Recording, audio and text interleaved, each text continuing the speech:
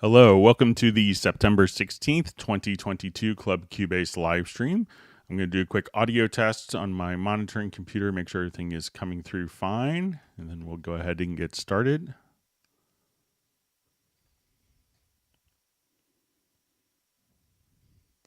Hello, welcome to the... All right, everything sounds fine on my monitoring computer. My name is Greg Undo. I work as a product specialist for Yamaha Corporation of America, and I primarily focus on Steinberg products.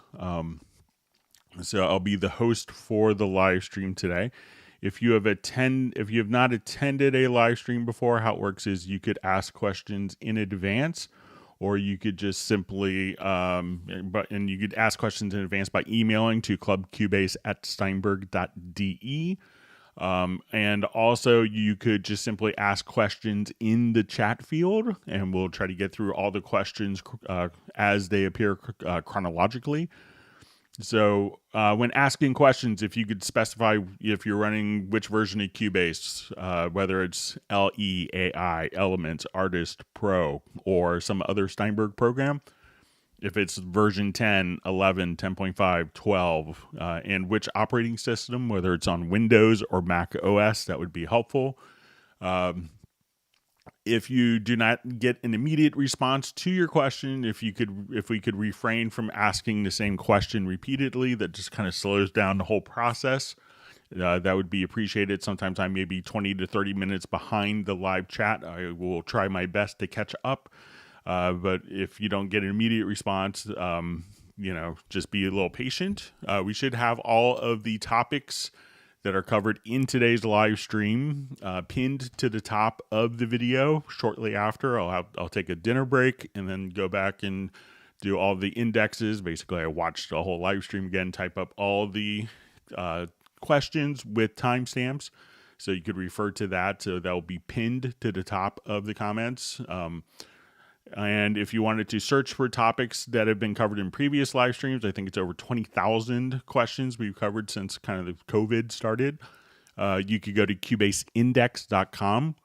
And we want to thank Jan from Stockholm for all of his work in preparing that website. We have two people that serve as moderators. We have Agent K and Jazz Dude. They're not Steinberg employees, but they just do this to make it a better community experience. So I want to give a special thanks to them. One other wonderful resource of information is the Cubase Nation Discord. And Jazz Dude does a lot of work on compiling relevant tutorials, and it's a wonderful resource of information in addition to all of the official Steinberg channels. So with that, we will go ahead and get started. All right, so first question. Are track quick controls being discontinued? No, so they've actually been enhanced with version 12, so I don't anticipate them being discontinued. Maybe one aspect of the control that sometimes, will be probably discontinued in the future will be the generic remote, as all of that functionality gets kind of implemented into the current MIDI remote functionality. So then that'll be kind of a much easier way to access those particular functions. But the quick controls, I don't anticipate those going away anytime soon. All right, next question. I'm using my Motif XS as a controller, and when I hit record or play and other functions, it sends off MIDI notes. Is there a way to fix that? So if we wanted to, probably, when it's being set to be utilized as a controller, what you're doing is actually, transmitting MIDI messages. So you probably have something set up like the Motif. If we go to our studio menu to studio setup, where we could just say, at this point, if you go to generic remote or Mackie remote, may see the correct MIDI port from the Motif XS. But since those are just transmitting MIDI messages, probably what you have to do is, if we go to the MIDI port setup, on the port where we're sending the control messages, you just want to uncheck the in all MIDI inputs port.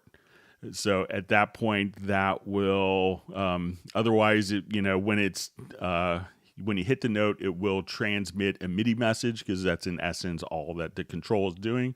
But this way, it won't actually also play a sound. So just uncheck in all MIDI inputs.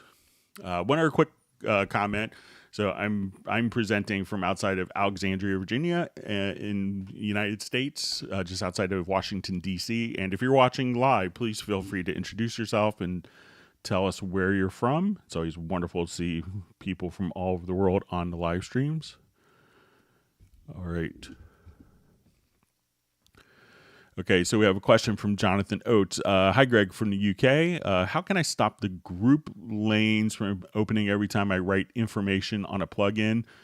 Each time I start writing the automation, I can't see where I am in the project. So this is probably just a simple preference, or not a preference, but a setting in the automation parameter. So when we go to your automation setup, and you could generally, if the default key command for this to open it is going to be F6, but if we go to the automation panel, and you may see the automation mode that you're in, if you click on E to open this up, there's probably under settings, reveal parameter on write. So anytime that I would have a if I'm automating a particular function, and now I just wanted to come over here, let's say I wanted to automate the EQ, that as soon as I grab a parameter, that the automation line appears and is visible. So if you wanted to stop that particular function, come over to, again, the automation panel and go to settings and try to uncheck reveal parameter on write. Some people like that so they could see what automation that they've actually written easily. But if it's kind of, distracting for you, just again, automation panel, settings, uncheck, reveal parameter on write. I think that will do it for you.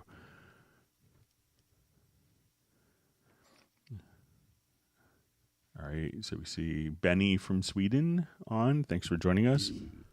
All right, we see Jan from Stockholm.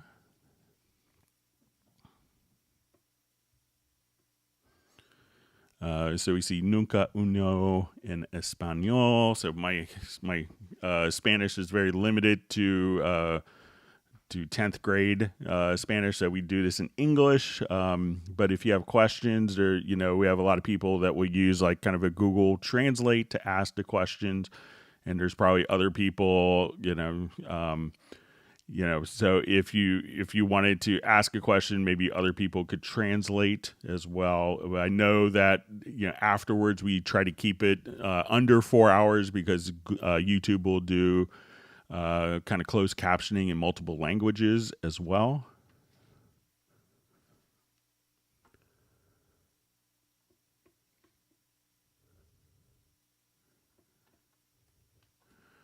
Okay, so we see question, how did you do when you want to turn down the volume on all tracks without changing the settings? You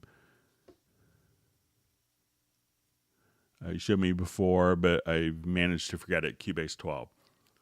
Okay, so if we have a number of tracks here, and let's say these are all at different volume levels accordingly.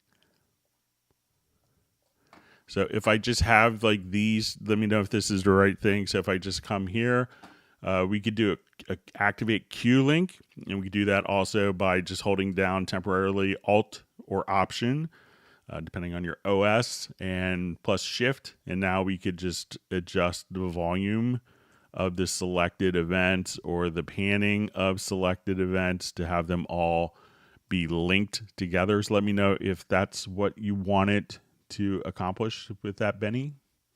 So just try a quick link, and for the selected channels, this way you can just simply move them down proportionally. So let me know if that's the method you were trying to remember, or if I'm mistaken. All right, wonderful to see John Costigan from Kenosha, Wisconsin.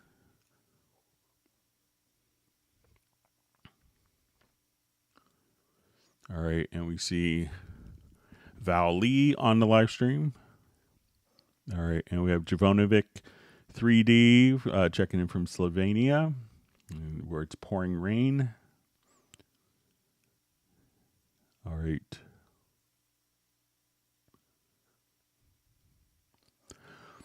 Okay, so we have a question from Eric Sampson. Hi, Greg. Why is it that we can't access / change edit the VST instrument on a track from the mix console? All right, we'll show you the trick. All right, so let's say I have my instrument selected here. So, or let's say I just come here. So if you click on the E and just hold down the mouse button, the left mouse button. So if we come here, we could open up the audio settings. But just hold down on the edit button for a little longer. So, and you could actually see as you hover over, if you just hold the left mouse button down, that would open up the VST instrument directly from the edit button in the mix console. So again, you could just hold that down, that will open it. And if you just kind of click on it once, that'll open up the channel settings, hold the left mouse button down. That will then open up the virtual instruments. Let me know if that's helpful.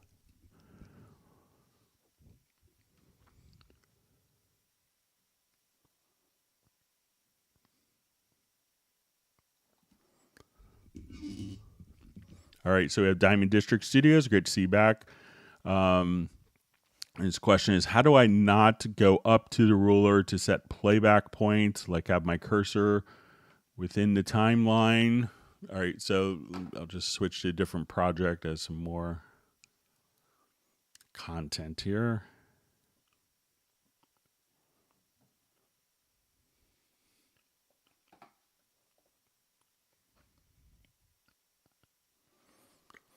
Okay, so let's say as we're playing back. All right, so, you know, if we come here, we could, if you don't want to go up to the ruler to do this, let me just set my routing here quickly.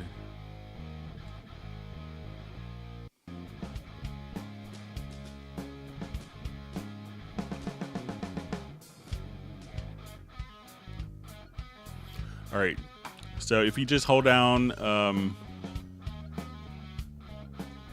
you get the, I think it's Alt plus Shift, you can now click anywhere and then playhead. So Alter Option plus Shift, and then the playhead will just wherever you click. You know, otherwise you could select the event, but Alt or Option plus Shift and clicking on the timeline will just allow you to navigate directly to a particular spot. And so let me know if that's helpful. All right, so we see David Griffiths checking in from Wales in the United Kingdom. Thanks for being here. All right, Uno Memento from Finland. All right, we have Mitch Michelle checking in from Michigan. Thanks for joining us today. We have Sina from Colorado. All right, and Eric from Paris. All right, Diamond District Studios wants to remind people to please hit the like button. All right, so we have Jeff just Granum just saying, enjoyed the last Zoom meeting, looking forward to the next one, direct from Brooklyn, the new Manhattan. I agree that Brooklyn is the new Manhattan. So, but yeah, so I always loved the different Zoom meetings. So I think it's going to be 2 weeks from today will be the next Zoom meetup. All right, and we have Brian Sawyer from beautiful Beulahville, North Carolina. Thanks for being on the live stream today.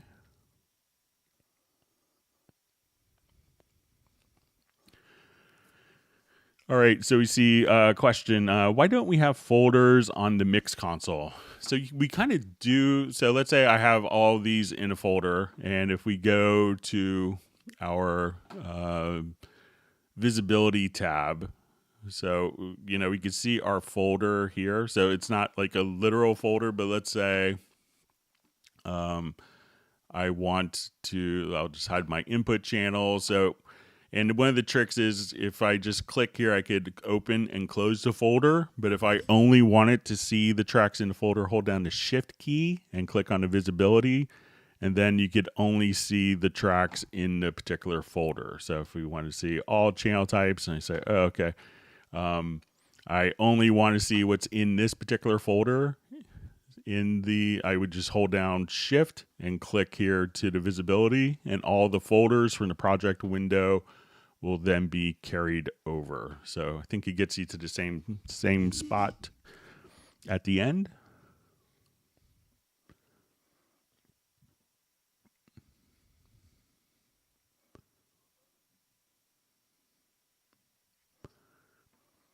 Okay, so we have a question from Brian Sawyer. After rendering MIDI to audio, I go back a few days later and want to change the MIDI, but can't seem to gain access to do so. Can you show me how to undo days later? So it really depends. You know, if you kind of save the project, you may not be able to undo, but it could depend on what your settings are. So let's say if I just have some MIDI notes here.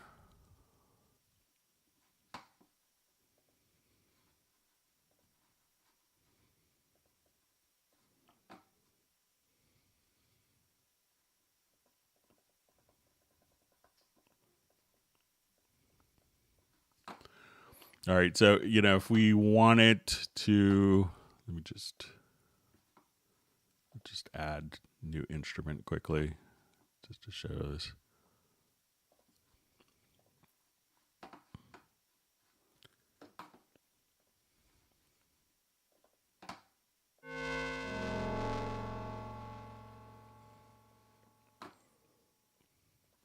Okay, so I'm just going to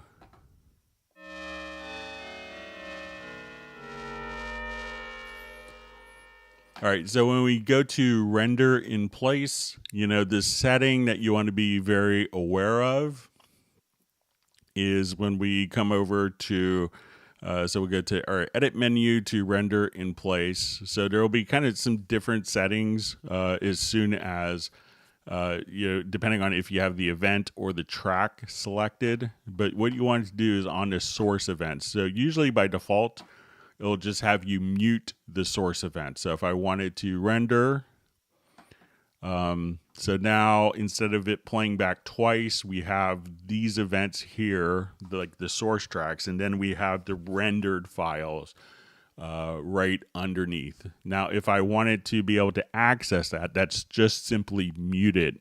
All you'd have to do is click on it with the X tool, and then that would become unmuted. So if you see the part still there, now it could be that, hang on just one second, that when we did the render in place, if we have the track selected, the only time that you wouldn't be able to undo it is if we go to the render in place, and in the render settings, when the track is selected, we specifically tell it to remove the source tracks. So, but it could also be that we could say, okay, I want to mute the source tracks and hide the source tracks. So if you specifically choose to remove the source tracks, then the MIDI will disappear. If we, you know, but you have to specifically tell it to do that. Now, if you have the hide source tracks, then let's say I render in place, what it's done now is it's rendered it and it's placed it into a new track, and it looks like everything is the same. But when we go to the visibility, check here, and we can see that the MIDI track was just kind of hidden from view. So it's still there, but what it's actually doing is it's just hiding it from view. So unless you actually went and selected the event and then went to render in place and specifically told it to remove the source tracks, which probably didn't do because it's not the default settings, then you'll be okay. So look to see if it's A, the part is there and it's just muted, or B, if the part is just hidden.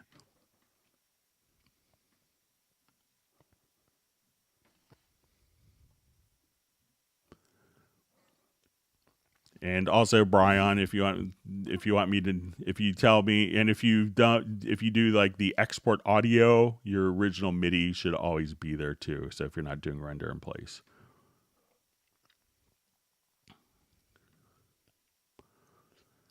All right, so we see, hi Greg, how close or far are we with the Avion 7 release? So generally, I can't really talk about products that haven't been publicly announced. So I could tell you that I'm sure that there's a group of people working on it at all times. So, but nothing that I could share publicly at this point. So, if I was testing, I would be under a non-disclosure agreement that I couldn't really violate. A lot of people get mad at me. So.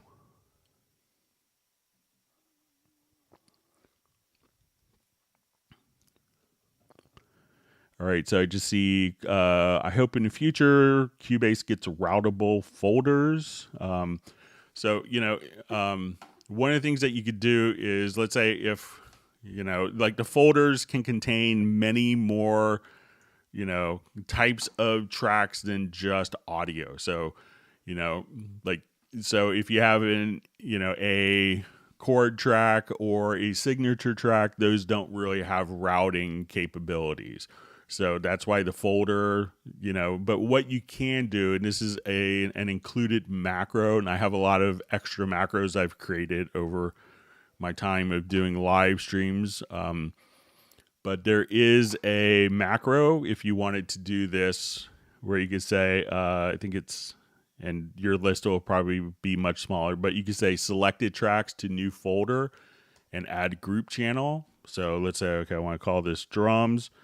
So now it's going to place it into its own folder and create a group channel. So, try using the macro, and I think it'll get you to the same spot.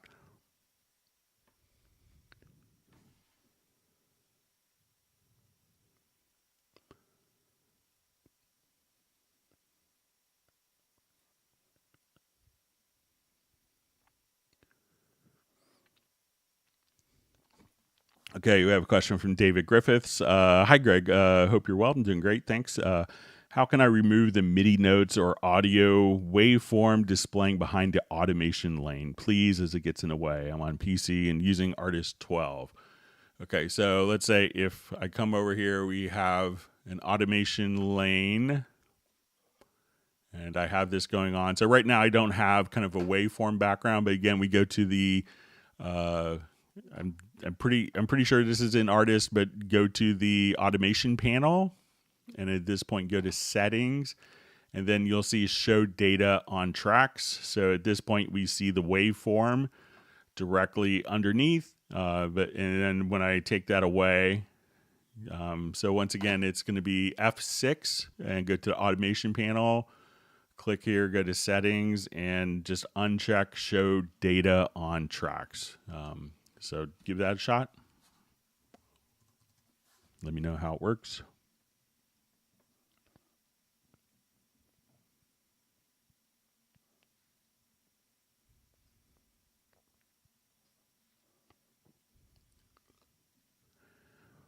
All right, so we have a question from Ravindra. How to convert MIDI to wave real-time playing. Okay, so let's say I'll find a more interesting preset here.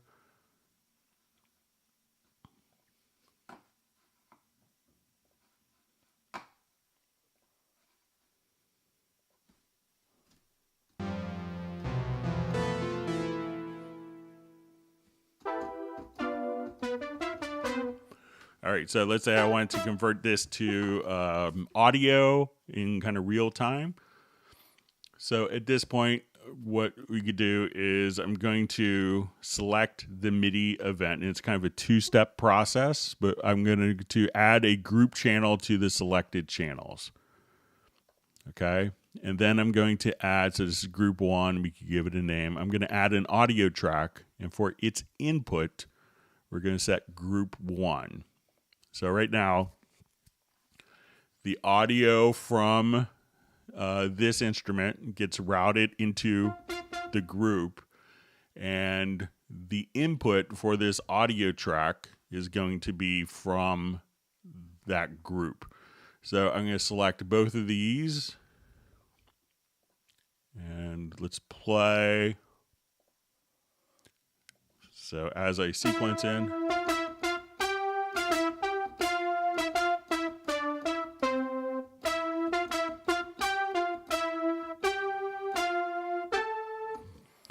So at that point, we now have both the MIDI and the audio, and you can record them simultaneously.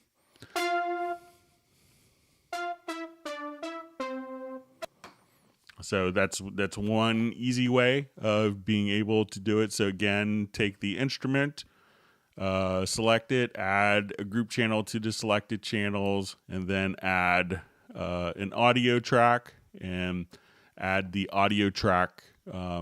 When you add the audio track, set the input to the group that was just created, and then arm both for record, and you can record the audio from the virtual instrument in real time, just like that.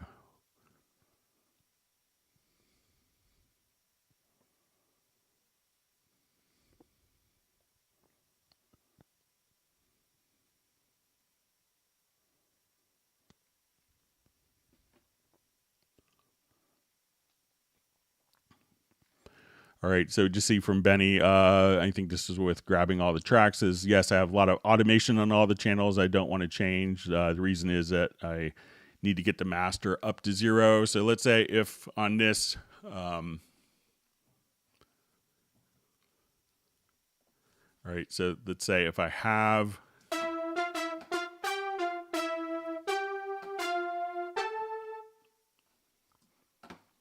and let me just revert this.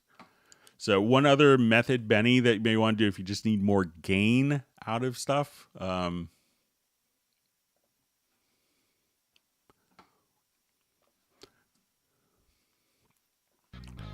let's say, sorry, let me just change the routing on this so we can hear the drums.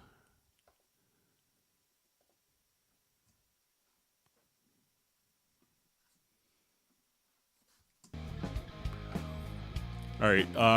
If you have a lot of automation, so let's say we go to the mix console, and I have lots of automation going on, and let's say this automation is sometimes going contrary. So one method of doing this also, Benny, is to just select the different automation points, select the different tracks here, and we could add a VCA fader to the selected channels. So, so now if we have automation occurring, so let's say coming up around here, even with all of my automation, I could bring all of my automated tracks down and just increase a number of tracks here globally. And that won't affect also the, like effect sends on those particular channels. So if you need to have, if you have like existing automation, consider sending it to a VCA, and then the VCA will increase or decrease. And you could automate the VCA if you need it to as well.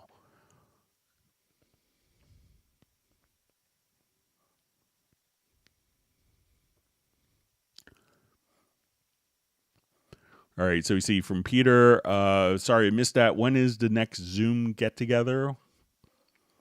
So we always do it on the last live stream of the month. So I believe that's going to be, so today is the 16th, so that should be September 30th, so 2 weeks from today. So generally what we do is we go for about 2 hours, and then we have our Zoom social meetup for about, usually lasts for about 3 hours. So look forward to seeing a lot of new people on that. It's always really enjoyable.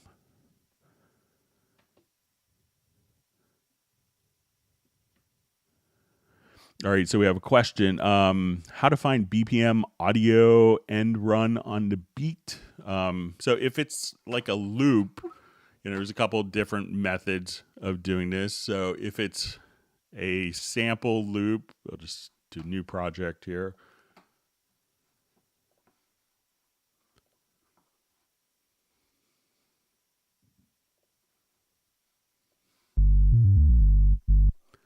All All right, so let's say, if we listen to, like, let's just say we count the beats roughly. 2, 3, 4, 3, 2, 3, 4, 2, 3, 4, 5, 2, 3, 4, 6, 2, 3, 4, 7, 2, 3, 4, 8, 2, 3, 4. All right, so if it was a small loop, what we could do is at this point go to the beat calculator in the project menu. And we can say, oh, the number of beats on this was 32. So we did 8 measures. So we can see that's 125 beats per minute. We could also just kind of tap along. So while we play, I could just, so say, just come over here. I could click with my mouse or my space bar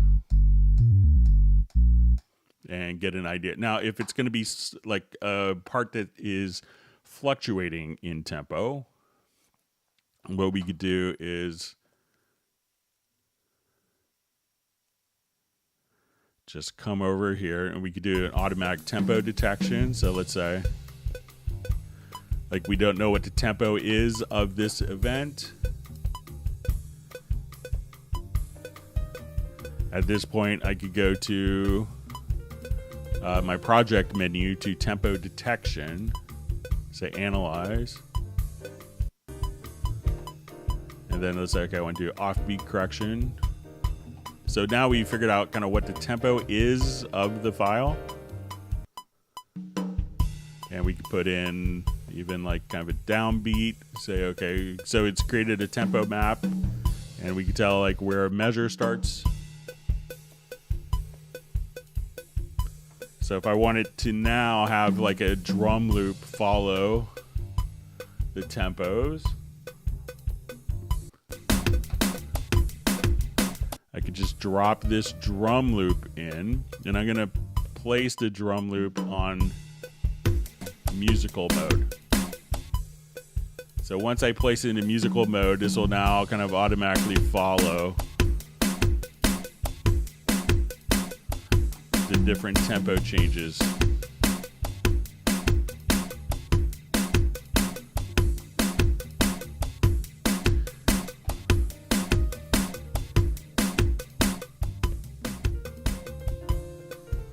So this loop is speeding up and slowing down to match this particular project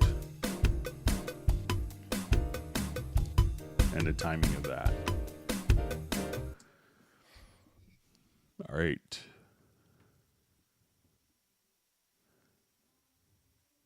All right, so wonderful to see David Reuter and Kristen Parisi from Big Tent in Nashville. All right, and we have Manish checking in, and we have Tiago from Brazil. We have Soren from Sweden.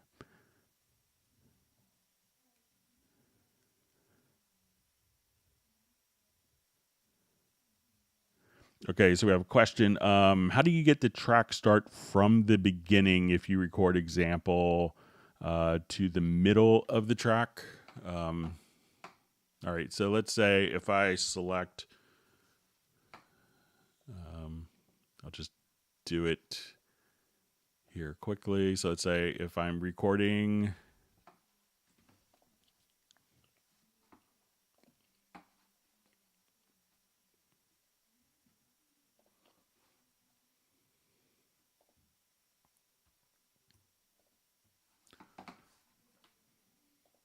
all right, so say now we're recording in the middle here.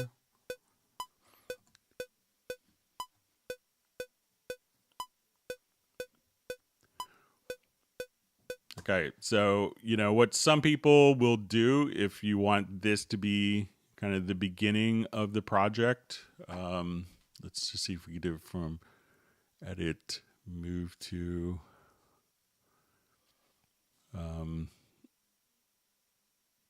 so if we have like our cursor at the beginning of the file, and let's say all of our events are here, starting at measure 402. If I wanted to move the events, I could just come and let's say my playhead cursor is at measure 1. So I just kind of move that to measure 1. We could go to edit, and choose Move to Cursor.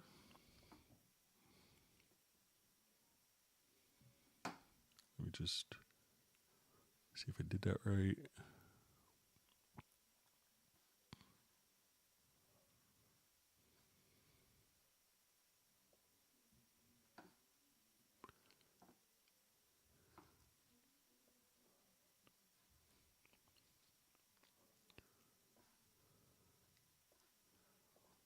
All right, let me just try. Make sure I only have these selected.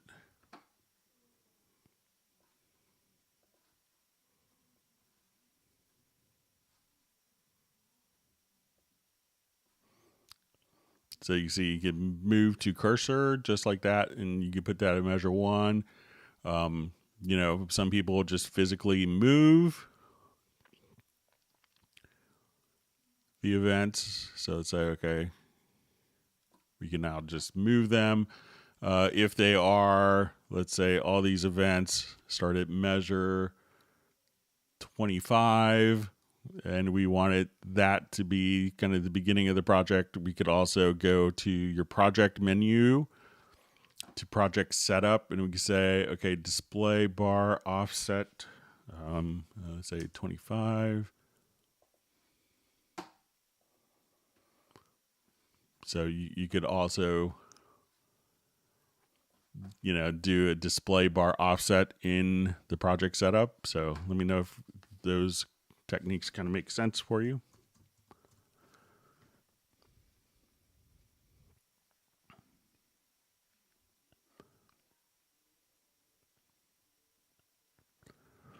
Okay, so we just see, hi Greg, I recorded audio files without using the metronome. How do I fit the tracks to follow the metronome? Okay, so like I think we have, let's say, so we've done our tempo detection like we just did, you know, 2 minutes ago. So now we could have the metronome follow the event.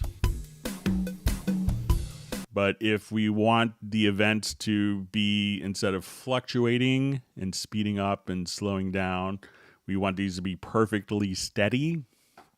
What we could do is select the particular event that has varying tempo and go to audio and go to advanced and say set definition from tempo.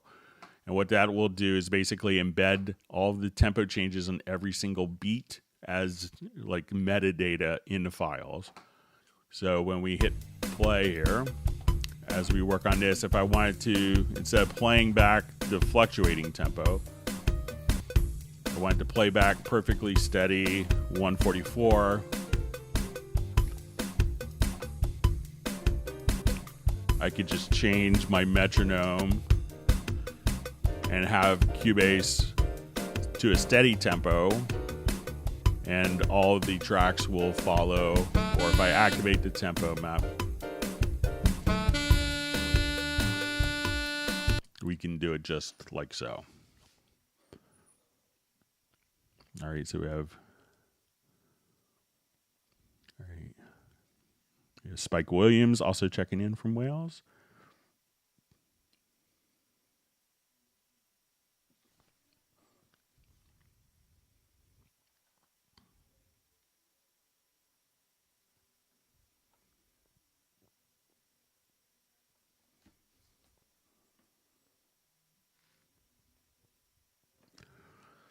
All right, so you see, hi Greg, I want to render every track into waves so that I have more CPU for the mixdown. Is there an efficient way which also preserves the possibility to change the MIDI afterwards if necessary? So yeah, I mean, just doing the render in place.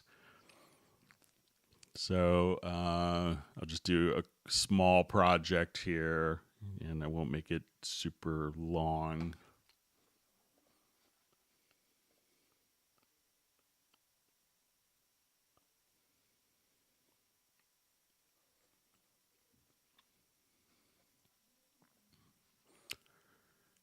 Just for demonstration purposes here, so I will.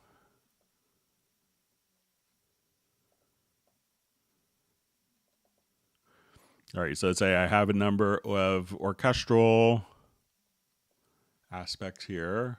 Okay, and I'll hold down my control or command key, make them all kind of the same size. Okay, so what I want to do is to be able to access all of the MIDI parts. So I'm going to select, let's see, so let's go and do our render in place. So let's get to our render settings. So I'm going to actually just select not the events, but the tracks here. All right, so now what I could do is go to Edit, and let's go to Render in Place, Render Settings.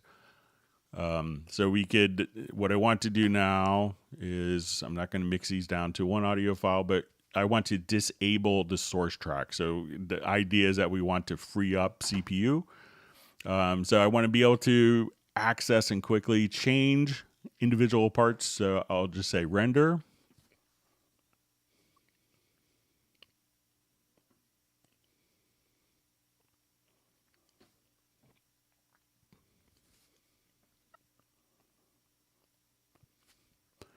So each track is now being rendered as an audio file.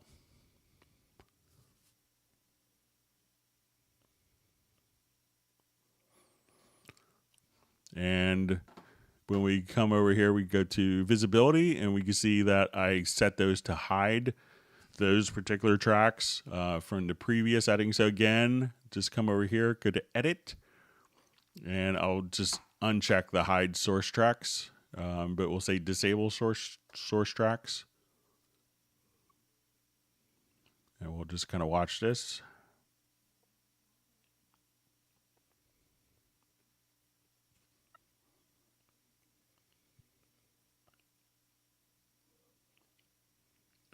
And this time they won't be hidden.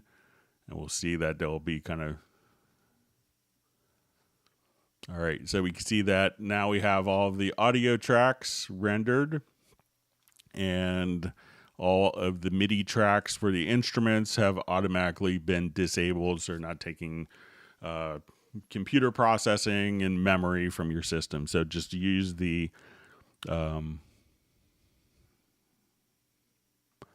So that's all you would have to do with that. All right, I think I saw just an email come in. Let me see if it's something.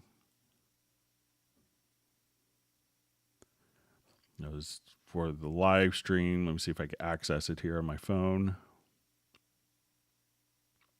Let's see if my phone's going to cooperate.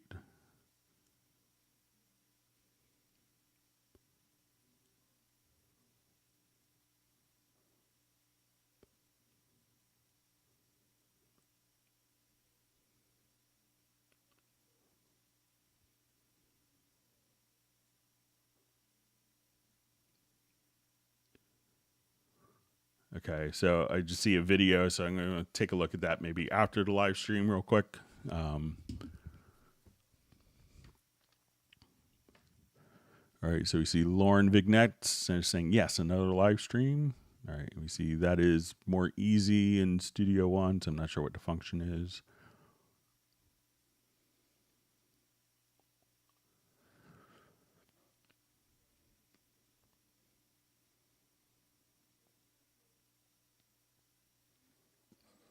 All right, so we see, Greg, can you please show us how to properly invert or revert MIDI selections motif with all spaces rests as function?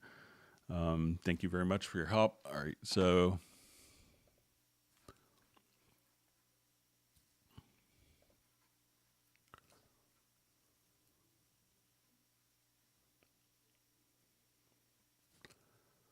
All right, so let me just enable this particular track.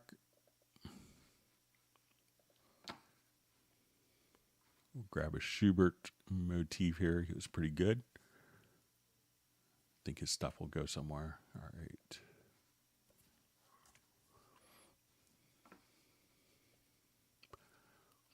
All right, and let me just get some rest in.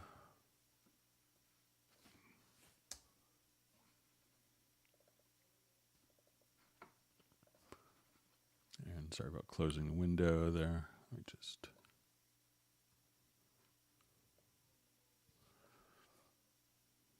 Okay, so let's say we have rest.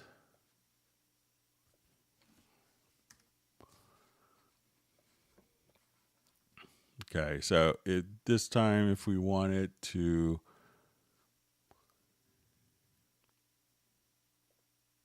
you can mirror with rest. There's also some different things that you could do with logical editor. So let me see if I may have a preset. I probably don't have it in, but we can say type is equal to node value 1. And let's say we could mirror.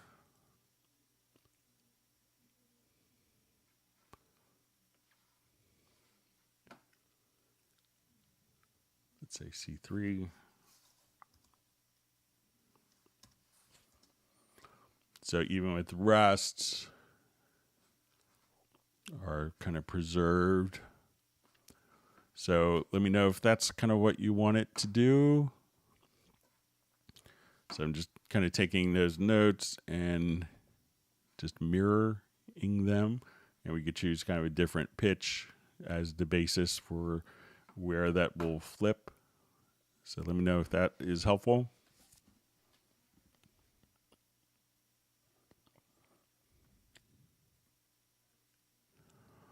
All right, so we have a question. How do you make the click track just do a count in?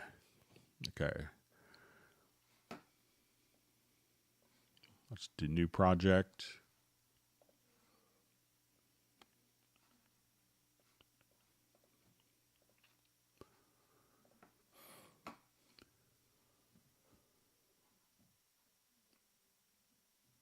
Okay, so I'm just going to activate the count in here. So say I want to record.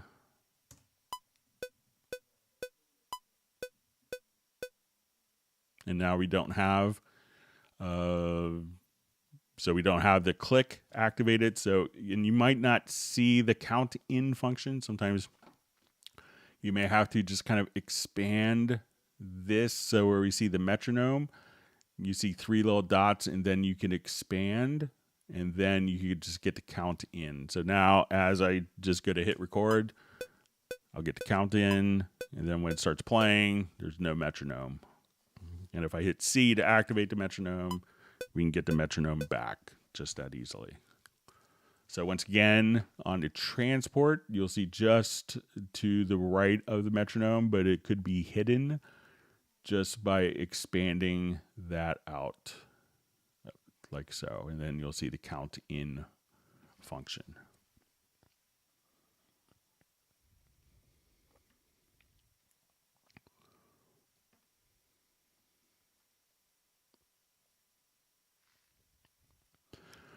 All right, so we have a question. Is there a way to assign a hotkey to add an effect to a track? Like press Command F and it opens up a search for all your plugins. Type in the first few. So let's say, let's see if there's like an add insert function on key commands.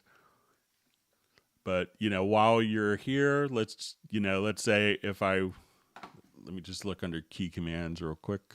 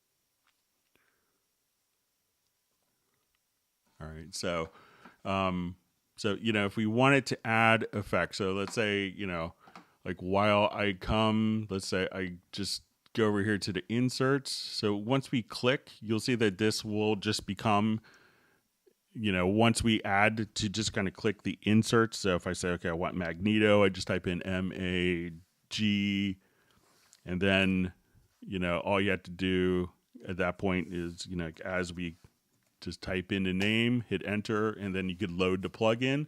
So once you go to add an insert, you can just see kind of this search function for the plugin. So let's say, okay, I'm looking for tube. Okay, so I get my tube compressor and hit enter, and that will automatically load the plugin. So, and when doing, effect inserts, it'll be kind of the same thing. So as you just type in REV, okay, we can now just come over here and just kind of simplify the selection. So you could, that way you could search for different plugins quite easily.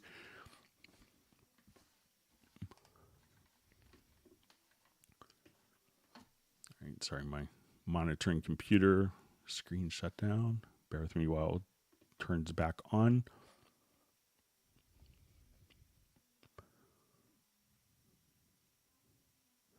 All right, so we see with Benny's question that was the solution he was looking for with the VCA, so thanks for letting me know.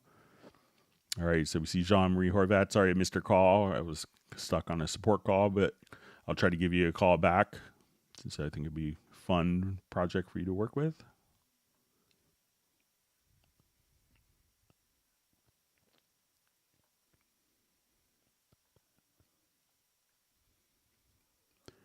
All right, so we have Gary Brow from Ann Arbor, Michigan. Thanks for joining us. Michigan to Ann Arbor, and used to go to Al Nally Music. So,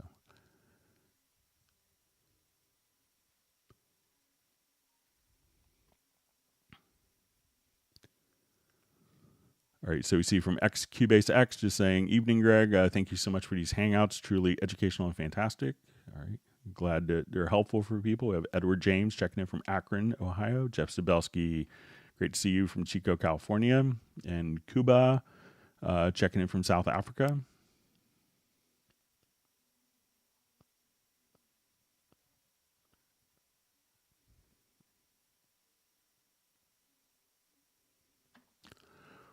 All right, so we see question, how do I make automation actually latch? When you zoom in, it's almost always off, so I have to fix it. Really annoying. So I'm not sure. So let's say if I'm here on, so I'm not sure if you're, let me change my project setup.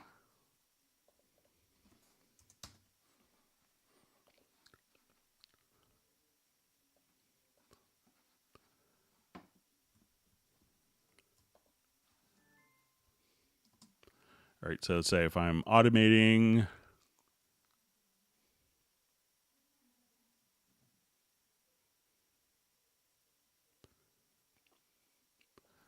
all right, so let's say if I have automation, so, if you wanted it to snap to particular points, I'm not sure, I'm sorry if I'm being dense with what means by automation latch, but if I wanted to, if I have this turned on, like the snap to the grid, I could say, okay, I want this event to automatic, like this particular value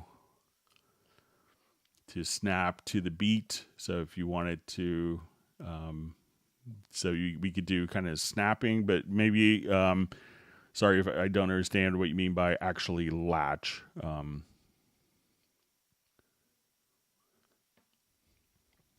But if it's written before or after slightly, then, or if you're in latch mode. So let's say if I just come here and put it in auto latch. So I'll just get to my fader. So let's say now if I just grab this, that it'll continue to write until I let go. So kind of that. So if I just wanted to grab it kind of in the middle here, that it will, from where I grabbed it, that will latch just like that. But I have a feeling I'm kind of missing what you're intending, but maybe if you could re-ask in another way, Ricky. Sorry about my ignorance. All right, and another question. So can you click on an automation point and type in a specific value? Can't seem to find if that's possible. So really, all you have to do is select the automation point here. So let's say I'm just going to grab my.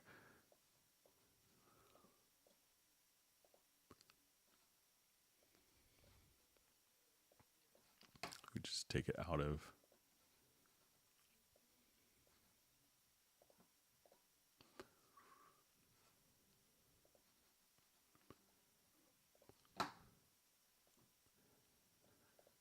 Okay, so let me just do new project here. Or I'll add a new track.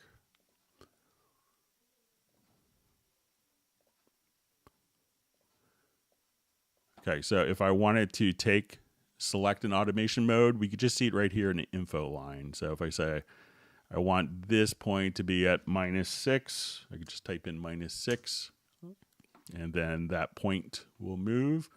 So if I take that selected point and say, okay, I want this to be -12.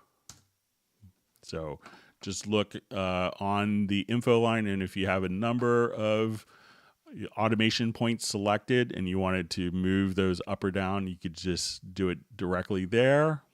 And I'm just using my mouse scroll wheel to increment and decrement, but you could also just say, I want these all down -1 or whatever, and use that as kind of the basis. So select the event and look in the info line right up here.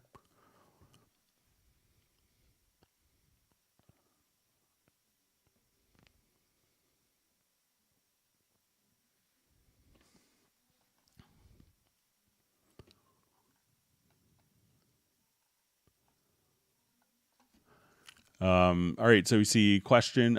Since you can now use third-party plugins with Waves Studio Rack, is there a way to use Cubase plugins in Studio Rack? So I don't have a license for Studio Rack, so I know it's generally VST3 plugins. You know, obviously the plugins that are included are they might be able to be run in Studio Rack inside of Cubase. I don't think you'd be able to run it in a different host application. But it could be something maybe someone else that has a license could specify, but I don't have Wave Studio Rack.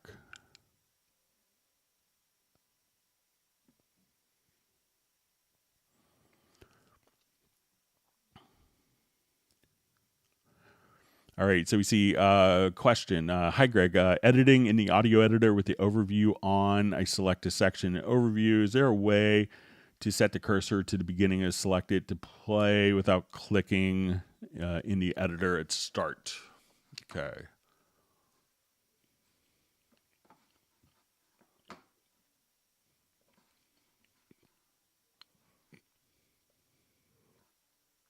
All right, so let's say if I want the cursor to... Sorry, hang on just 1 second.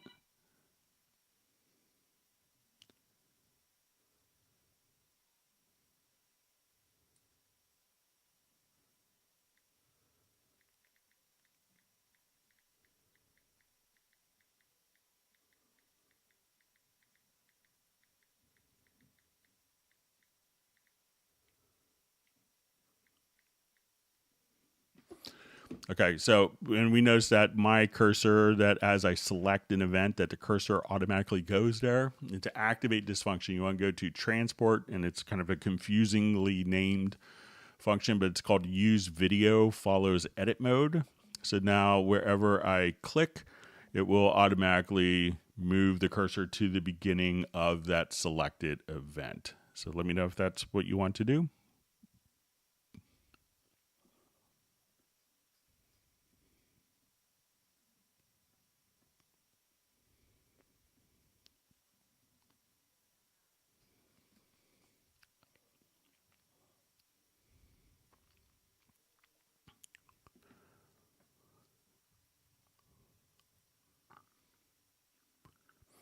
All right, so we just see question. When I change the swing, example 1/128, 40% swing, this carries across to any old project that I open up. How do I make this for one project and not carry to another project I open up? So I think, so let's say if I set this to 64th triplet, and some settings are going to be project based and some are not. Like often like media control room aspects will just will be carried over globally. Let's see if it does it for the Quantize. So when I come over here, so it's just going to remember the last setting for the quantizing. So, you know, all you'd have to do is just to set it. And it's that last value will persist and it's not necessarily saved with the project. So, all right. So we have Peter P checking in from the Gold Coast of Australia. So Australia is my favorite country I've visited. So had a great time. Been too long since I've been there.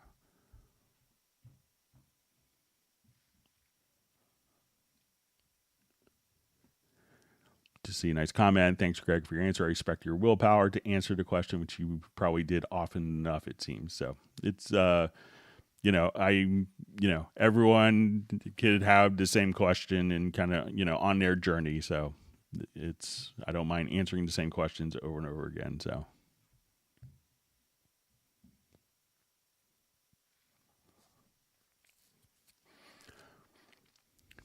All right. So just see a question from Montage City. How do you enter pitches slowly to a pre-specified rhythm? I saw a video of Alan Silverado, I guess Alan Silvestri, doing something similar in Cubase. So yeah, it's just step entry mode. So let's say I wanted to come, and Alan, I think, is a percussionist, and like me, I don't think he's a great keyboard player. He's a wonderful musician, but he does a lot of stuff step entry. So I haven't seen him play keyboards in person. But if you wanted to do, but I know he's like a step entry junkie. So I'm going to just set my value here for the Quantize. So when we go to our Quantize value here,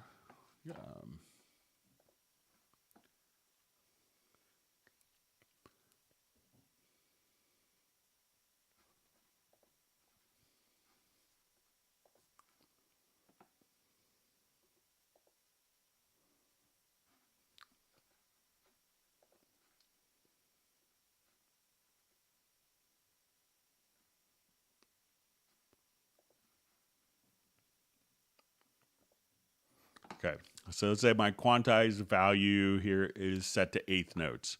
So we're gonna you'll see this this little stair step, and you may need to activate it, and it's called step/MIDI input.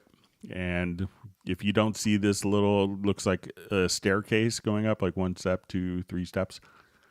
So we see this blue line, and you can move the blue line just by coming over here. So we have our quantizer value set to eighth note. So now as I just hit notes on my controller, and if I change the quantized value, and then, that would change the rhythmic aspect of the notes. If I hit the right arrow key, I can now enter rest. So at this point now I can just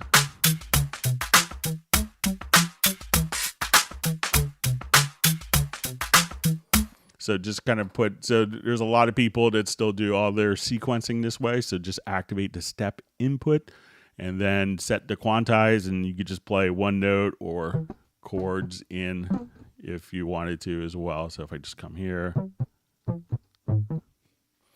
you could do stuff like that. So the step entry is really slick for that.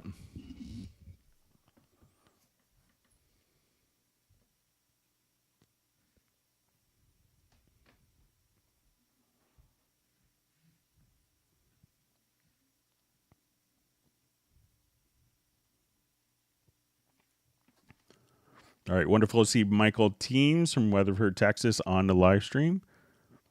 And he wants people to whack the like button. And whenever Michael joins, he's obviously going to start giving out virtual ice cream, which is a treat to everyone. So glad you can make it today.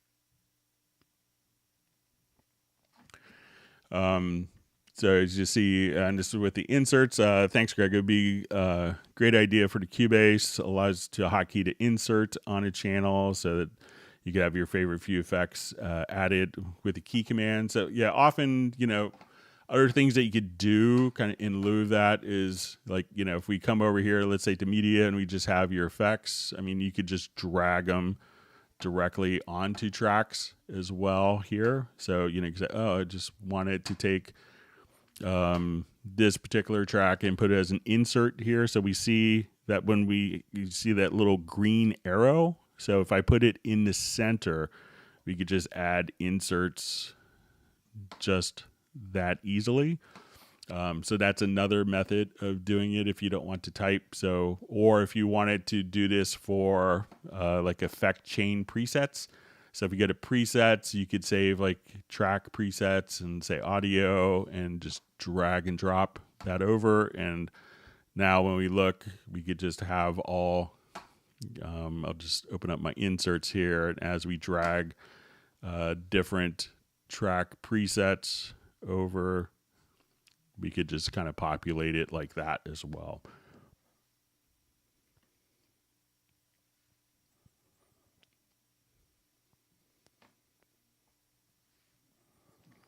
All right, so we see from Ricky Starrett, says, perfect, thank you. Adding exact automation values is a game changer for me, thank you. Glad that worked. All right, so we have Nick is number 71 on whacking the like button. Thank you, Nick, for that, and hope you're doing well. Glad you could join us.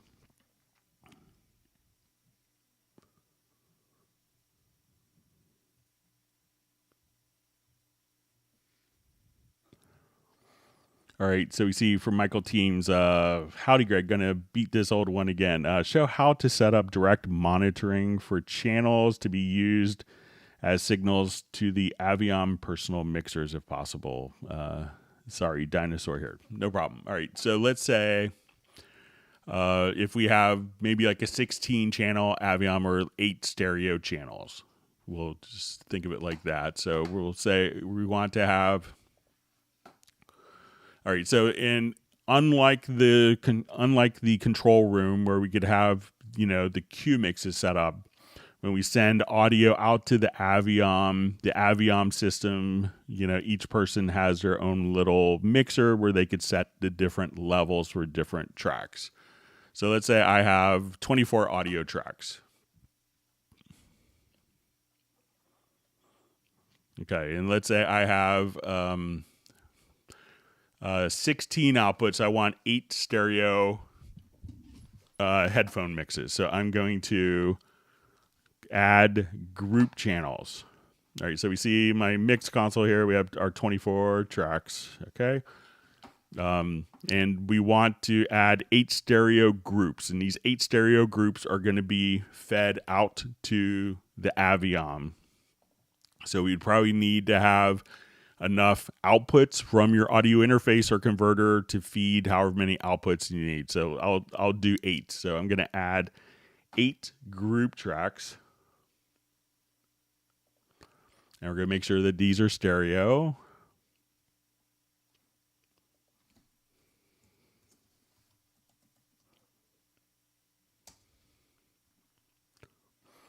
Okay, so we have Avion 1 through 8. Okay, so you see our 8 groups, and what we want to do often is we don't need to necessarily send these to varying amounts. We just want to send all of the tracks to these 8 groups. So with these 8 groups, we want to go to the audio connections and make sure that we have these outputs. So I'm going to add 8 stereo outputs. I'll just come here and erase this.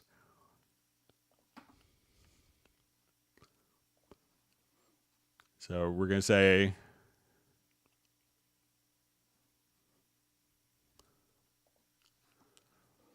Okay, so now I want Avion 1 going out of stereo out 2, you know, or let's say, okay, let's send this out of stereo out. All right, so we have our main stereo output, and so each of these groups we want to send to our different outputs, and these outputs, these physical connections, are what is sending to the Avion unit. So we'll say, okay, let's go to stereo out 4, stereo out 5,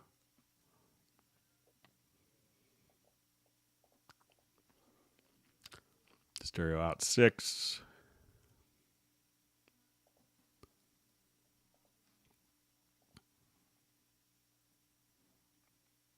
7, and 8. Okay, so, and these outputs here are going to be, you know, connected to physical outputs, and I think we could just do this on like your Focusrite interface. It could be 8 AT outputs or 4 outputs. And so what we want to do, so now we want to take each of the tracks and feed it to these groups. These groups are then feeding it out to the hardware physical connections. Now, the easiest way to do this is if we go into the large full screen mixer, and I'm going to go to the racks, and we're going to activate direct monitoring. I'm going to select my 24 audio tracks, and we could just put these on our, I'm going to enable Q-Link. We'll go to our direct, and then on this, just to the left of racks, you'll see this little this little drop-down menu. We probably want to just choose direct routing summing mode on. Okay, so now we're going to send all these to our main, let's say, our groups. So we can say, okay, this is Avion 1. And now this is, since I have these all selected in Q-Link, we'll just say, okay, now this is going to be set to Avion 2. Click here, and now the signal is going to be going out. And we'll just say, okay, the groups, Avion 3.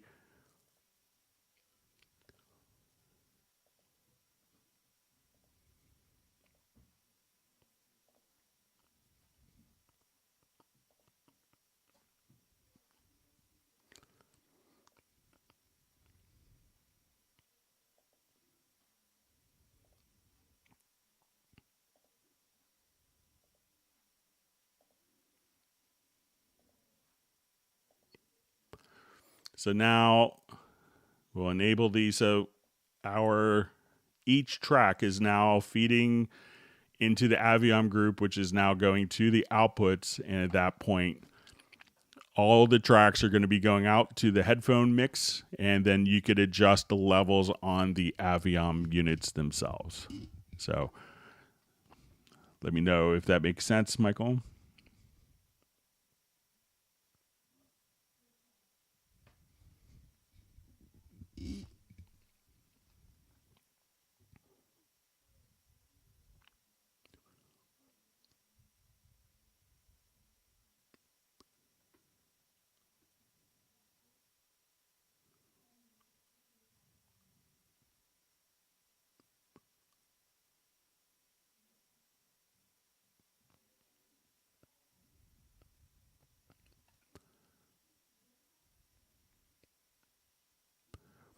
See, Nick is just saying, it just verifies that we can't use the Cubase plugins, the native plugins, with the Wave Studio rack. So that's kind of what I thought. All right.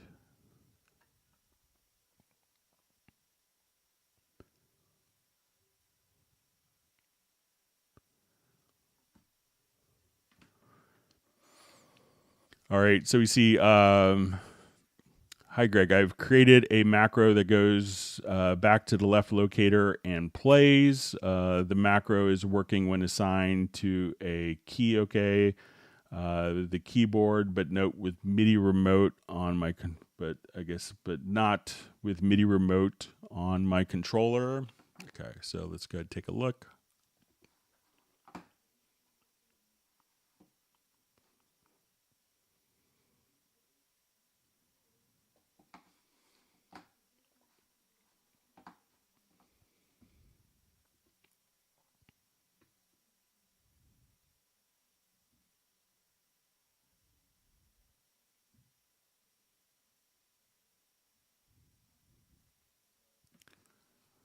Okay, so let's say I'll just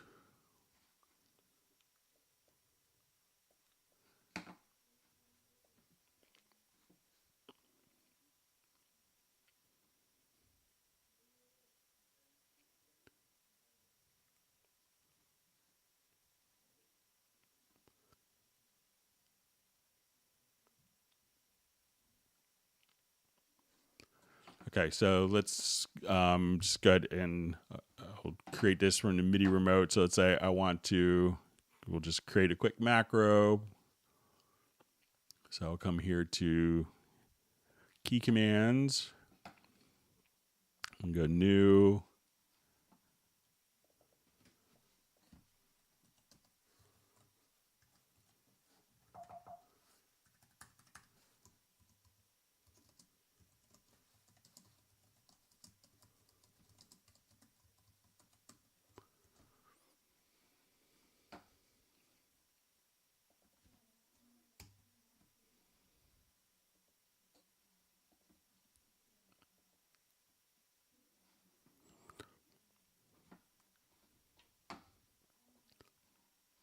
Okay, so I'm going to have it go to left locator.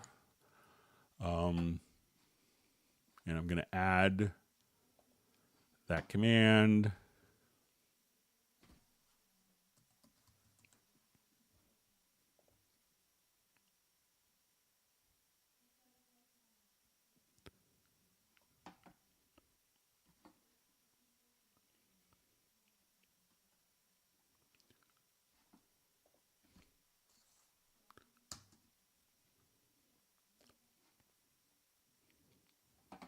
All right, and then going to add transport start. All right, so let me assign this macro to a key on my controller.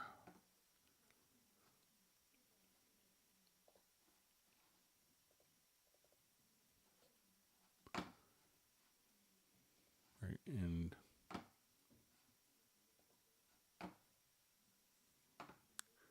lovely IT department.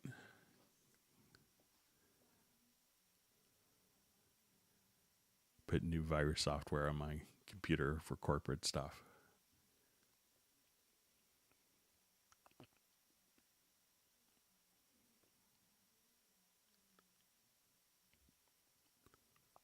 To see.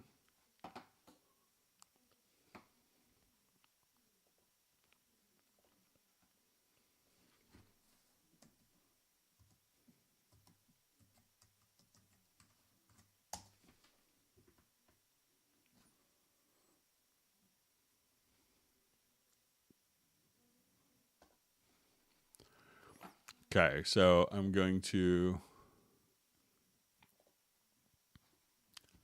add a key here. So let's say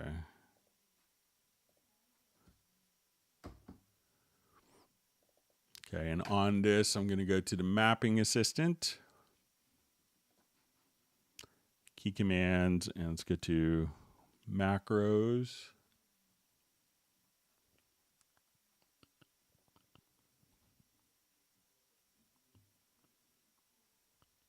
And we'll choose play from left locator.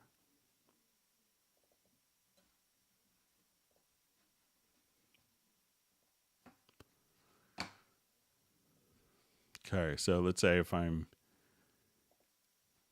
here, I'm going to just move my position here.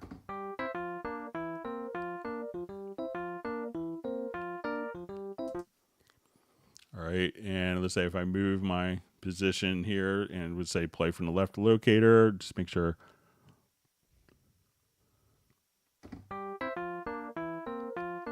So that seems to work for me. So again, what I just did,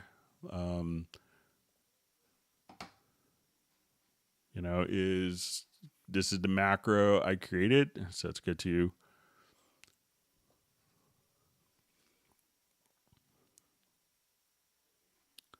play from left locators. I did transport, go to left locator, transport start from the MIDI remote, went into the mapping assistant, and then to key command, went to macro.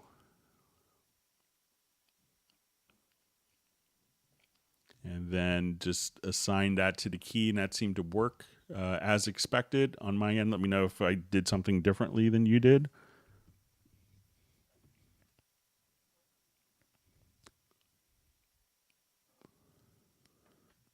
All right, so we have Daniela Tokan on, so thanks for joining us again. We have Avion checking in from Rwanda. Thanks for joining us.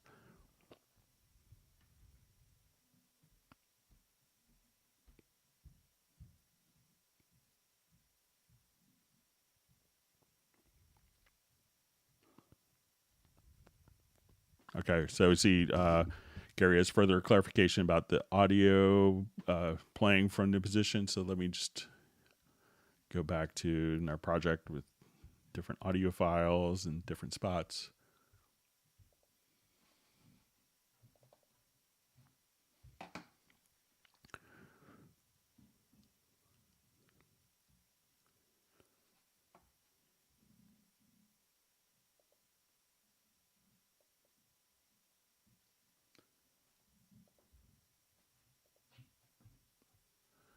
Okay, so I just read, hi, no, in audio editor, turn overview on, select selection in overview with pencil tool.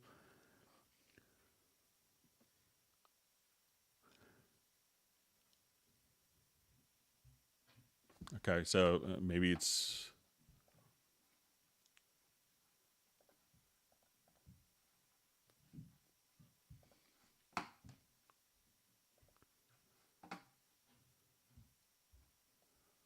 all right, let me just try to move some of these events here, copy these out so we can.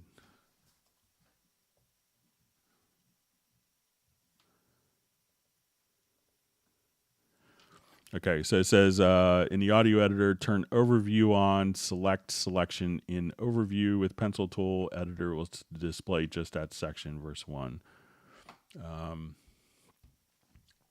Okay, so it's a.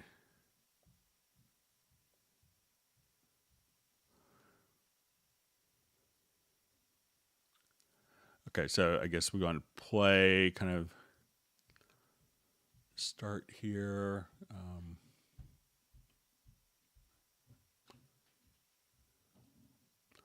All right, so I guess maybe we want to be able to do the selection here and then play based on the selection. So if I would just want to come.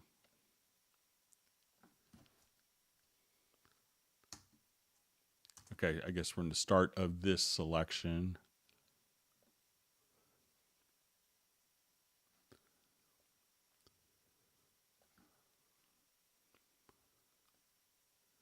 All right, and let me just see if this changes.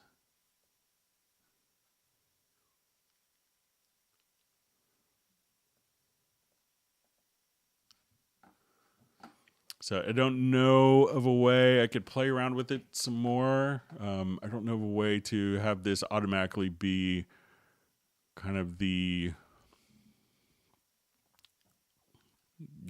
like a key command to have this automatically go based on this selection.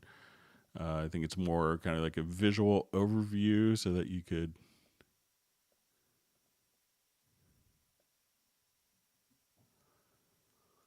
be able to select accordingly, but I don't know way off the top of my head. Let me just see.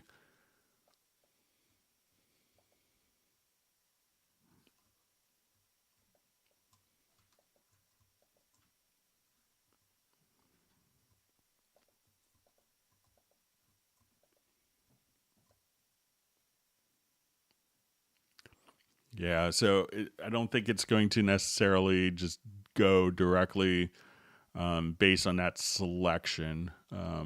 But I could do some more research if you want to email me at clubcubase@steinberg.de. And thanks for clarifying that for me, Gary. All right, so we see Andy back. So glad you could join us again.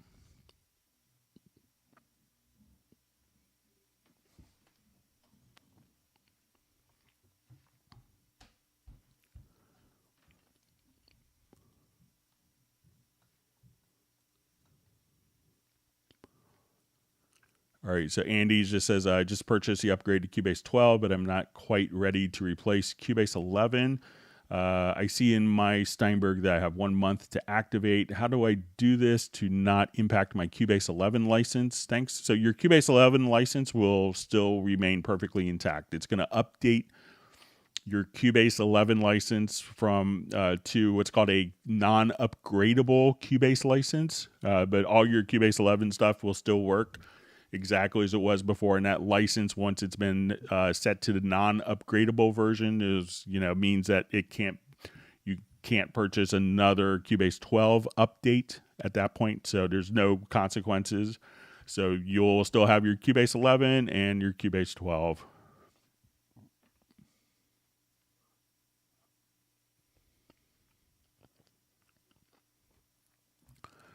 All right, so we see a question from Benny. How do I copy inserts from one channel to others in the full mixer layout?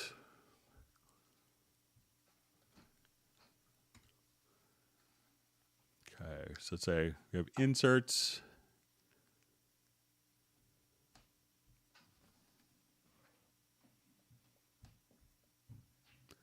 So let's say I'm just going to drag it. Let's see if I...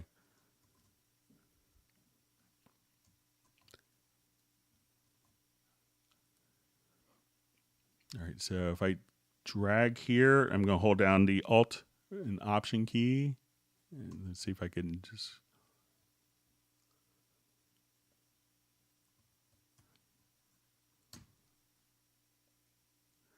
All right, so just hold down Control or Command key. And once you kind of select the inserts, you'll see it turn into a hand. Hold down the Control key and just drag it across to another channel. So you'll see that click here. Where you'll see it turn into like a little hand.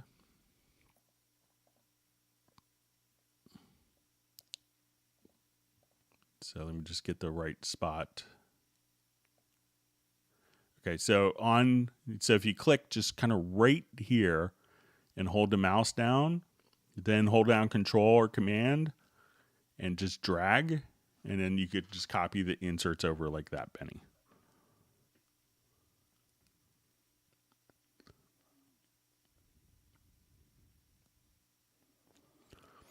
Okay, so we see Michael Teams, that makes sense. You might be able to also, you might be able to just set the outputs directly instead of going through groups as well. But the groups have, and this is with Michael's question about the Avion system.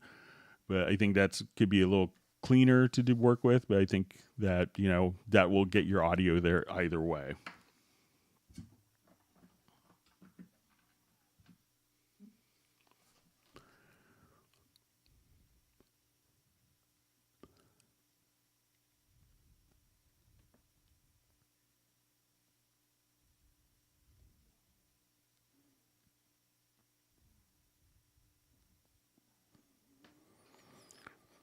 All right, so I see the distortion is using iLok. Why they promote an iLok plugin? So it's we don't have anything against iLok plugins.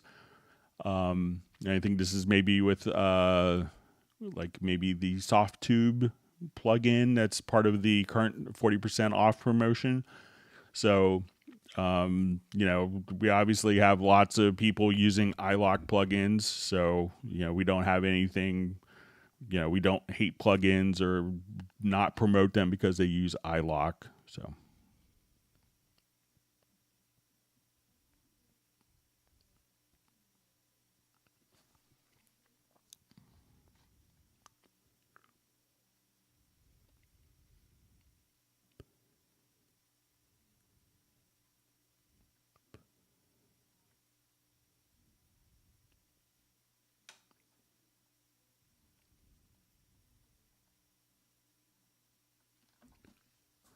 All right, so we see a question from Uno Memento. Can visually impaired people somehow use Cubase? Is there a program such as Zoom Text suitable for Cubase? I think that, they're like on, I think I have it like on my Windows laptop, that there's kind of like a magnifier utility that, if you kind of hover over, you could, press the mouse down and that would zoom on that section. But we have lots of people that are using, like blind people will often be, and visually impaired people will often be using, JAWS is a screen reader. So, they'll have like separate speakers and it just says, loading, plug-in, insert slot to, step filter, and it will read kind of the actual, what's on the screen, depending on where they're at. So we have lots of people doing that. I mean, Stevie Wonder has been a long time Cubase user, and I could guarantee you he's probably faster than anyone you'll ever see run Cubase.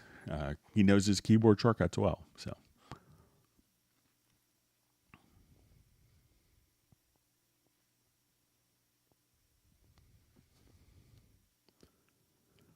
Right, Michael Teams wants people to smash the like button.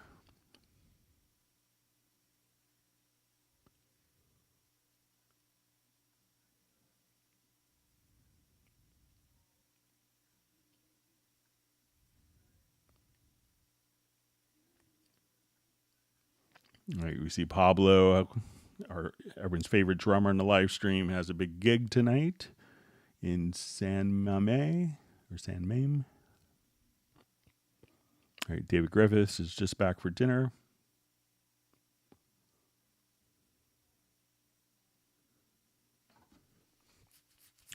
All right, so we see from David Griffiths, thanks for answering my question. Seems I don't have the automation panel in Artist 12.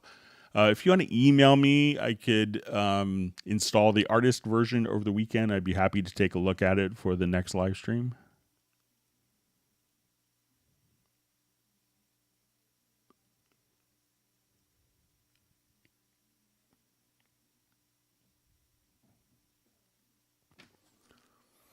Okay.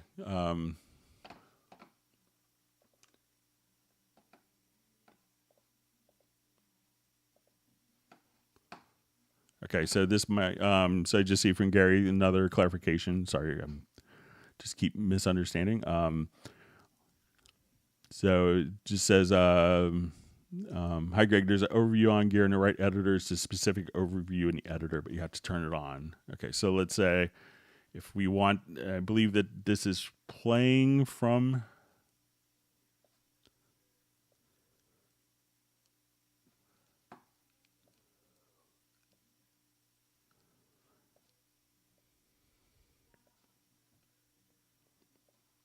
All right.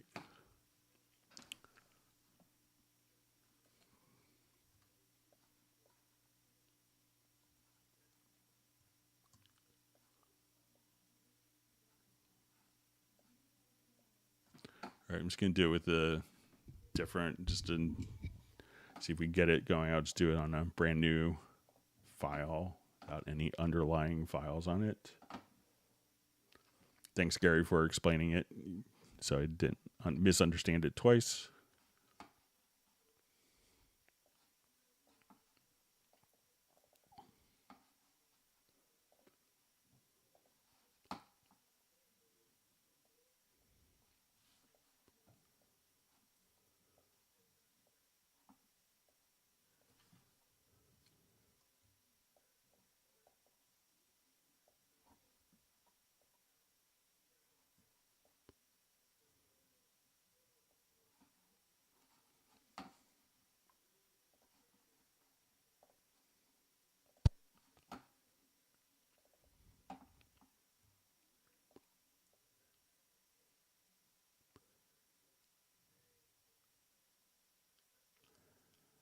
Okay, so let me just.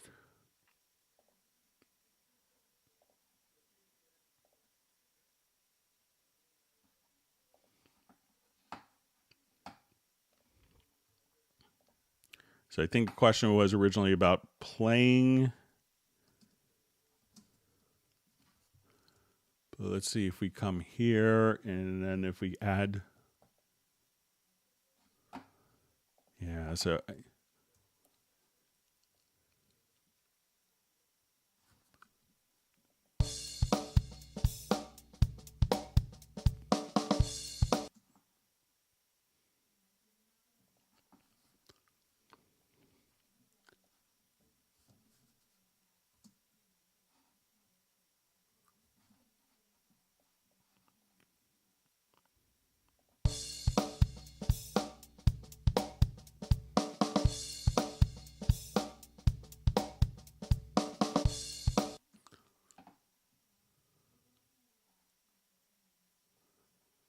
Yeah, I think that this might be more visual, but I could play around with it more and let's see if I can.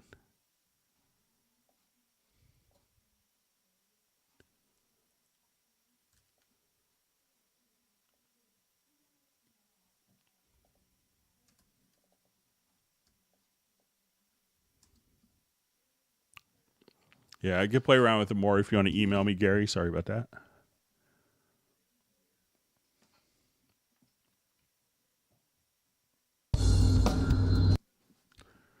All right.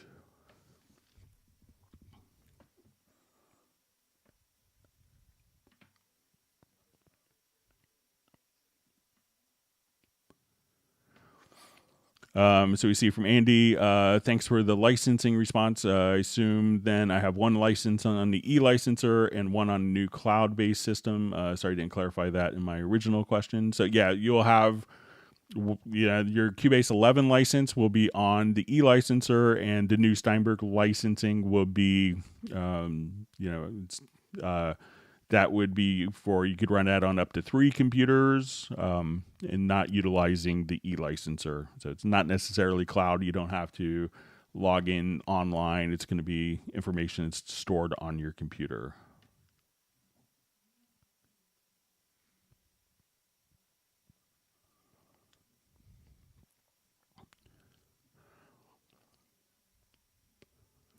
All right, so I just see a question. I have a PreSonus HP60 headphone. Can you do the same thing as you explained with setting up the Axiom? I think it's Avion for headphone mixes. Let me just take a quick look at the HP60 just to make sure it's telling you the right piece.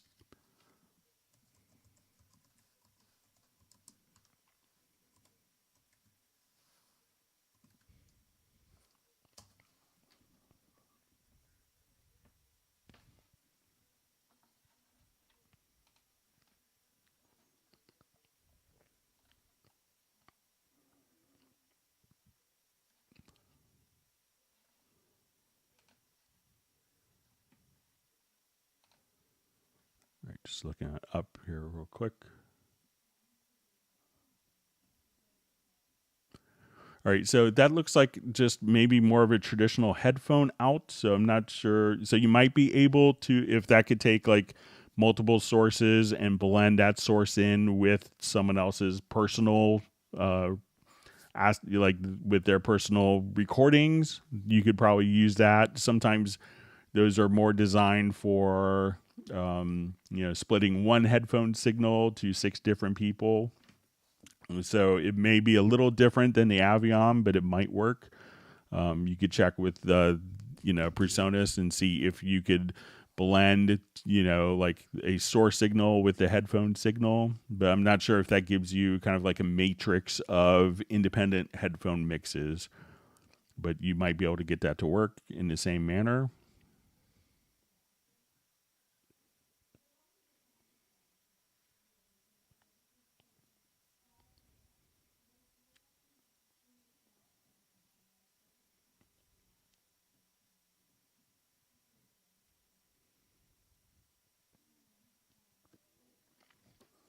Yeah, so I see just kind of confirmation from Gary.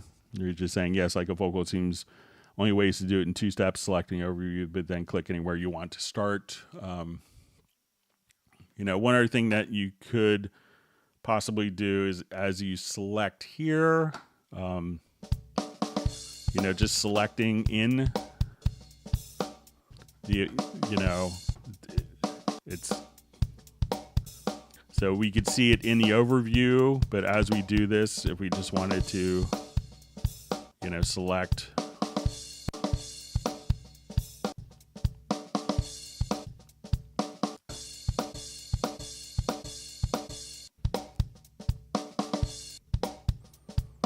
So that way you could kind of do it all at once and just kind of leave like the little loop on. And if at this point you want to turn that into a region, you could now define the different regions as well, and then be able to jump back and forth between multiply defined regions within the same audio file. So maybe if you activate this and activate the loop, that, it's not setting it here, but I think you could get it done pretty fast and probably see it better in the sample editor.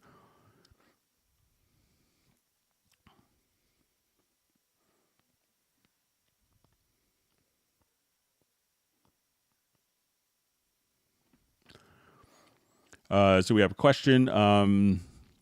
Hi, Greg. Do you know if we can add sound libraries with wallpaper like originals? I mean, on the right-hand side. So if it is, or if you want to add kind of your own content library. So let's say if I jump here where you see like the icons here. So I don't know. I don't think that there's a function that users can do to add their own icons here, and these are kind of all taken into account with the meta tagging of the content. But I don't know of a way for users to do that. But you can, if you wanted to go to, particular folders, you can say, okay, I wanted to come here. So let's say if I come to my file browser and say, this is my favorite folder. You could add favorites and say, this is loops. It's not in a kind of, there's no icon associated, but if you want to access it quickly, you could just come over here and, navigate directly to a specified folder, but I don't know of a way to add an icon. I don't think it's possible at this point.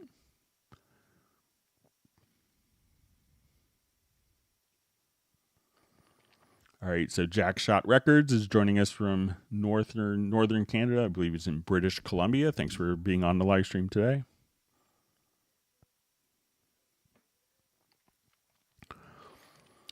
All right, we have a question. Hi, Greg. What's the difference between using the channel strip for effects and EQ, etc., compared to using inserts? What's the best way? So either way, it'll basically give you the same results. So if you run the same processing on the channel strip as you do on insert plugins, what this allows you to do is to have, to free up all of your inserts, and the channel strips, will, allow you to work, where one window you could get multiple functions, kind of, almost like an API 500 series concept where we can see multiple processors in one window. It's very flexible for doing this. If we run the noise gate plugin, is it going to sound different? I don't think so.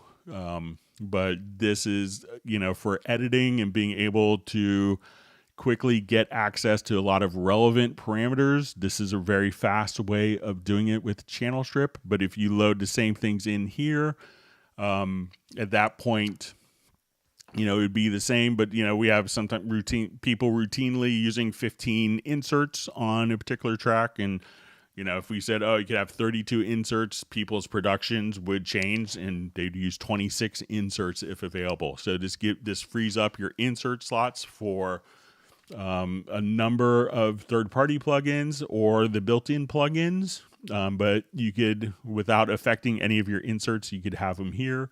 And you also had the capability of, changing the signal flow order position of, between the sends and inserts. So if you wanted this to come signal flow wise before inserts, or inserts to come first, we could just click right there and have the changes and change the signal flow order. But if you loaded all these processes up with the same plugins, I think the sound would be identical.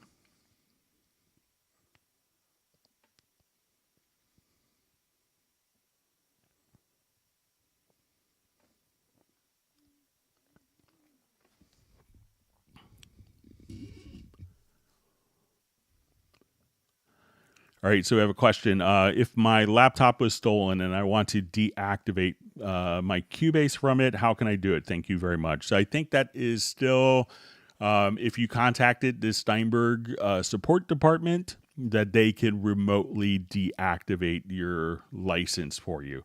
So it's kind of kept that way so that other people can't, necessarily easily hack into someone's system and deactivate licenses, but it could be done from the Steinberg support center.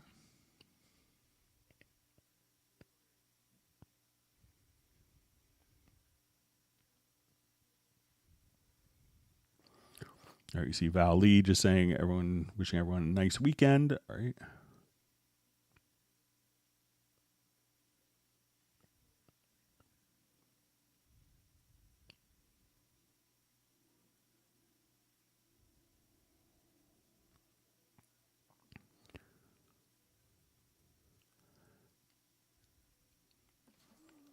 All right, let's see if we're at the end of the live questions. Let me just wait a minute, see if any more come in. I'll take a breath. All right. All right, I wish I could read Cyrillic, but we're glad you could join us on the live stream today. All right, see, there's more questions before we go into some of the ones that were sent in advance.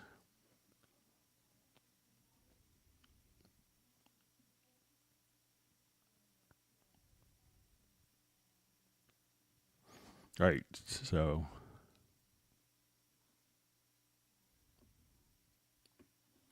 all right, so let's go to some of the questions that were sent in. Thanks for all the great questions. I hope that people have learned a couple of new tips and tricks.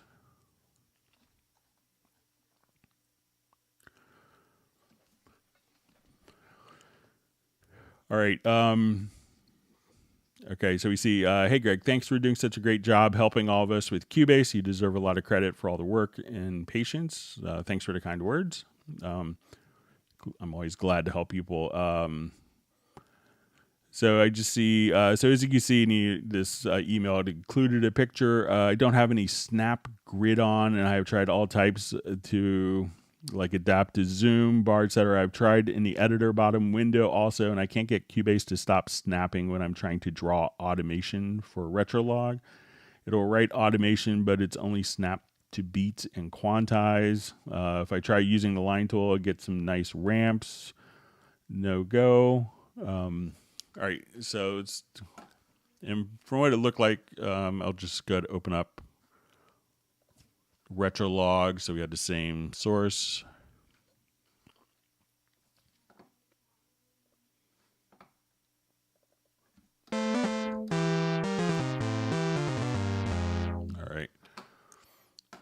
All right, so, to write automation in, so it looked like, in the screenshot that was pictured that, and this could really be for kind of any automation parameter, that, if I just grab kind of the line tool, that we could draw in automation points, like, so if I wanted to draw a curve, and then at that point, so if I wanted to just, let's say I have a curve like this, then if we grab in the center, we could adjust kind of the curve types just like that.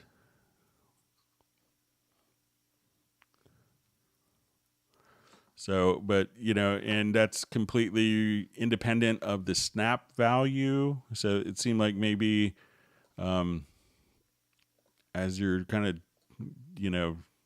entering in new data. So say if we come here and I put like new points. Now there's also, let's see if we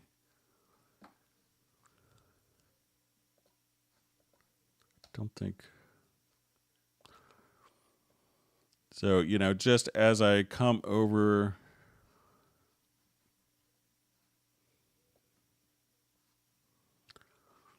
to, the different automation points that, so let's say, okay, I just have volume here, that, we could, just draw in different points. So if I wanted to come here, we could, so it looks like maybe you have it set up where, okay, it's just kind of doing curves like that, but try using the line tool, and then you could just draw in different curves. And if you wanted to do different curve shapes, you could adjust just by going into the center area like so. So let me know if that's kind of what you want to accomplish, but try not just, as we want to enter in new tools with like the draw tool, it may just kind of do blocks like this, but try just using the line tool. Or if we wanted to take, if we select a range, we could also tilt the automation here. So with the range tool, then we could just draw in curve shapes accordingly by just grabbing kind of the corner handles like that. All right, so another question. Also, when writing automation, how can I get the automation info line, i.e. like velocity, etc., to show right away without having to go in deep and finding the name of the automation type I wrote to show up in the area? So, generally you don't see, velocity is going to show up, and that's part of the MIDI note message. So if we wanted to go to the info line here, so that's generally not going to be, considered like automation. But if we have Retrolog here, and let's go ahead and just open Retrolog, and let's say I'm going to automate some parameters in Retrolog, and we go to our automation panel, and the default keyboard shortcut for that is F6.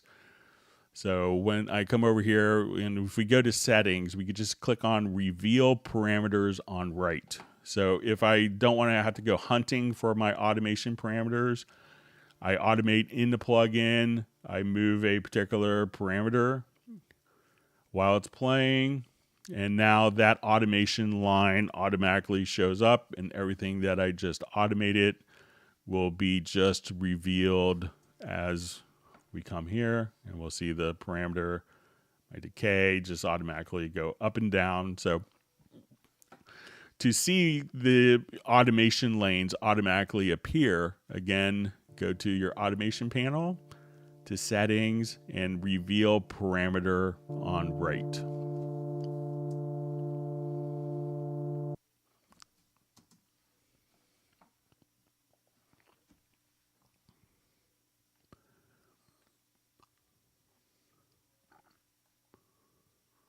Okay.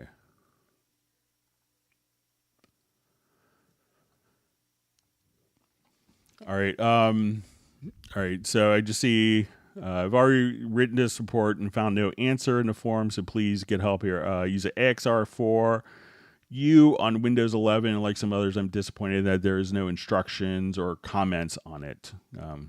Yeah, there's a manual to download, but how is it possible to record the system sound / browser software from Windows PC channel in Cubase? Loopback doesn't work. Is it a routing error on my part, or simply not possible to route the sound output of the audio driver to ASIO? My 20-year-old Creamware card and other audio interfaces could also do that. Of course, it is possible to bring the system bus to an input on Cubase by bringing it back into an input and the output with a hardware cable. However, this is not something you should expect from flagship Steinberg audio devices. It would be a pleasure for me and others to learn if this is possible without sacrificing two hardware inputs and outputs. Thank you for your time and effort.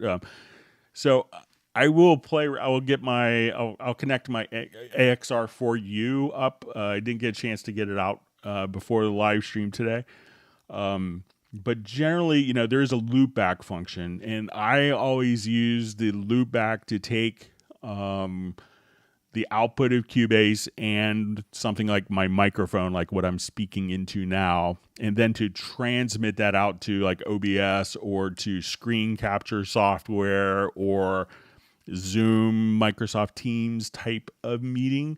So I haven't tried or experimented with kind of capturing it back in. My impression was a loopback, and I could be mistaken, but the loopback was to combine the live input and the output from your DAW to send that out, to loop that back into the operating system. But I'll experiment over the weekend and see if I could loop the system sounds back in.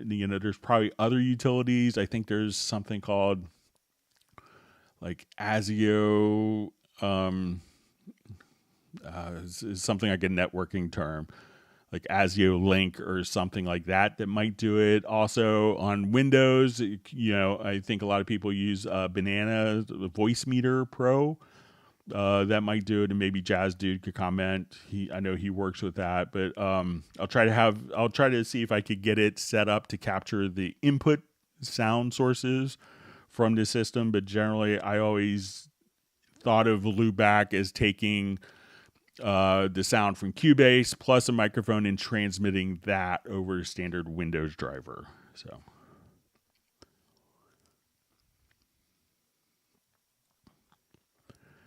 Okay, so we just had a question, how to import audio from a Redbook audio CD into my Cubase project. So it's really easy. All you have to do is go to import, and you would see audio CD. I don't have a CD driver or CD drive hooked up, but then you would see all the different tracks on the CD, and you could just simply at this point connect all of the different, all the different tracks on the CD will show up, and then you could copy those and extract them directly into your project.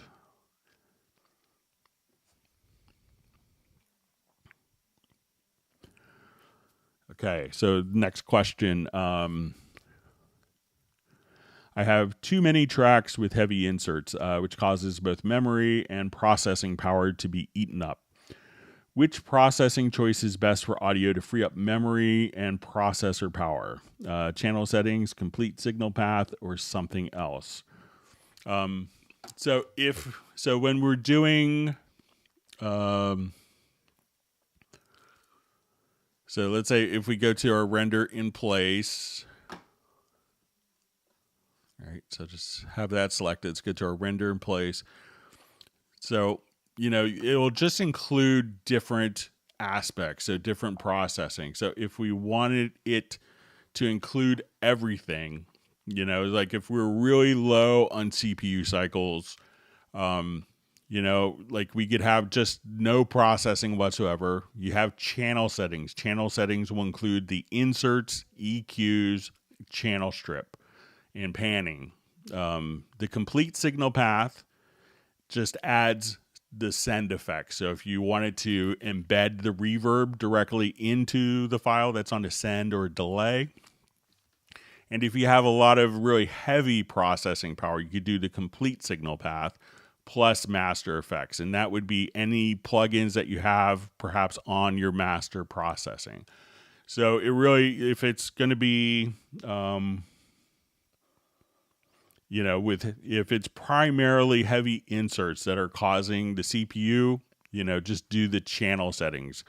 And at that point, because you may want to tweak, I would always want to have the ability at the final stage to add a little more reverb, take a little reverb off, but maybe have it kind of rendered in with, a lot of times we're not necessarily, if it's compressors and EQs and maybe a filter, a lot of times we're not doing heavy automation on inserts. You could obviously do it, but I would probably, try channel settings first and see if that, frees up enough resources for you.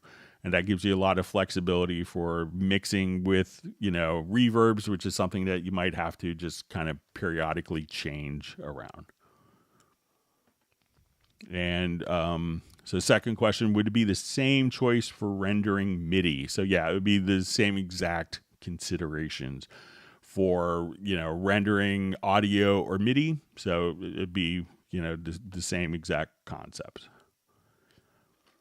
All right, so next question. Will we ever get presets in the future for the rendering window? So I just kind of brought this up in discussion maybe last week. So I'm lobbying for it to have, maybe eight presets in render in place, because I find that people always have to go to render in place because they don't know what the last settings were, or they want to have, maybe I want to bounce these down. I want to include, sound effects in this. I want to take this. And, so I'm trying to, I'm lobbying to try to get 8 presets or something like that in the render in place. So we'll see if I'm successful in future releases.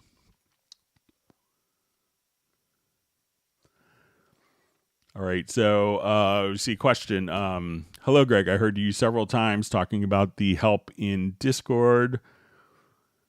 Can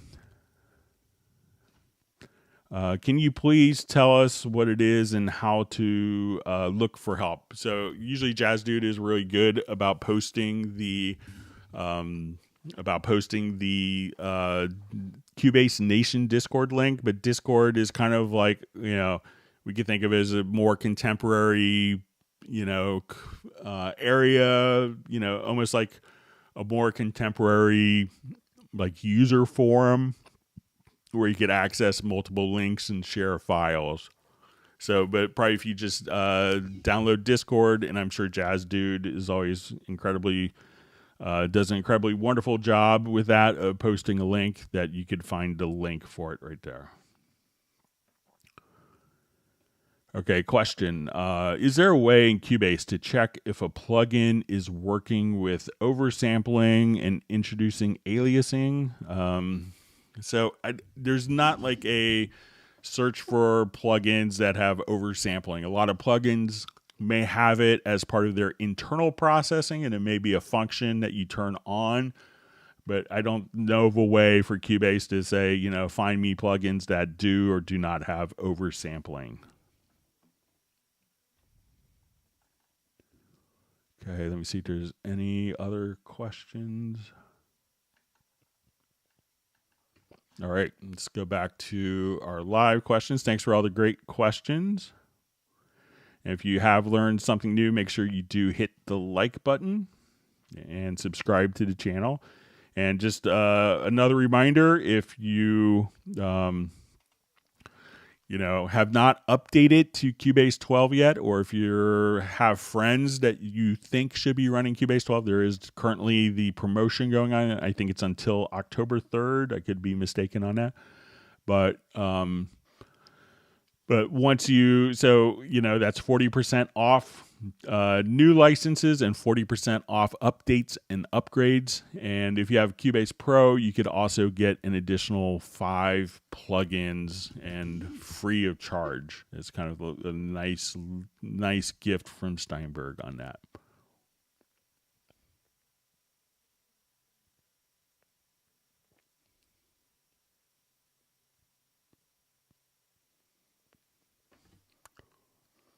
Okay, let me just...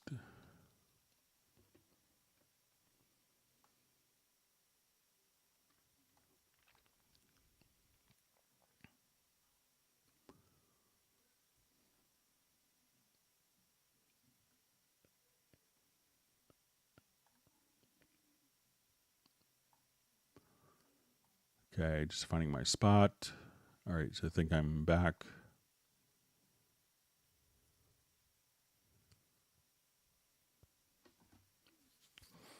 Okay, so I have a question from Don Pipello. Greg, can you please explain how to use the arranger track for music production?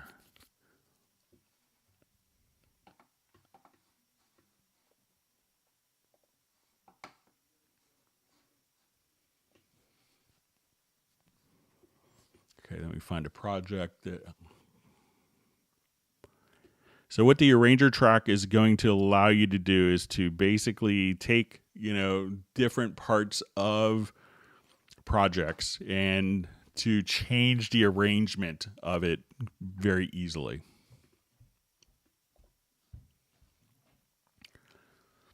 Okay, so we're going to add an arranger track.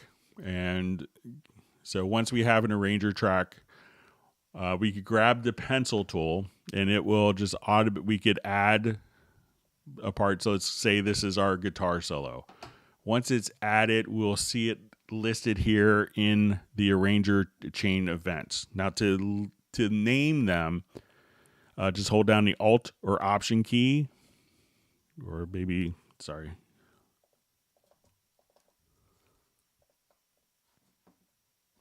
Oh, my keyboard is on the wrong computer. Sorry. All right, so I'm going to just hold down the Alt or Option key, and we will call this solo. Now we could also have sub arranger events within an arranger event. So we could come over here. Now, once we've defined our different areas, we can come over and create a play order. So I can say, okay, I want this to go to intro, chorus, refrain, verse 1, solo. And once we activate the arranger chain here, what we could do is we could hit play, and instead of playing linearly through, and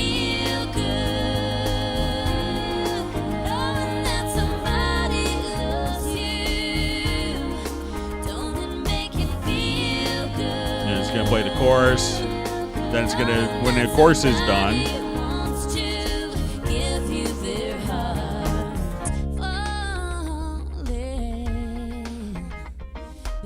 and then when this part is done, it'll go to verse 1. So we could just have different, instead of manually copying parts, we could just try out different ideas for musical arrangements. And we see this a lot for, okay, I have a song, I need to make a 10-minute remix. I need to make it a 5-minute album cut. I need a 4-minute single. I need 30 seconds for a commercial. I need a 15 seconds for a YouTube teaser. And you could now have multiple arrangements of the same project. So if I wanted to try just a different arrangement, we could do this. Now, once we have this done, if we wanted to commit it to turn kind of a non-linear arrangement into a linear arrangement, at this point, we could just click on flatten chain. So at this point, you can say, okay, it's flattened chain, and it's going to go through and then copy all the parts out manually that you want it to. So that's, so again, for so many people who have kind of maybe an outline, I have, my verses, choruses, a change, and you want to try different arrangements easily, the arranger track is the perfect solution for that, to work in kind of a non-linear manner.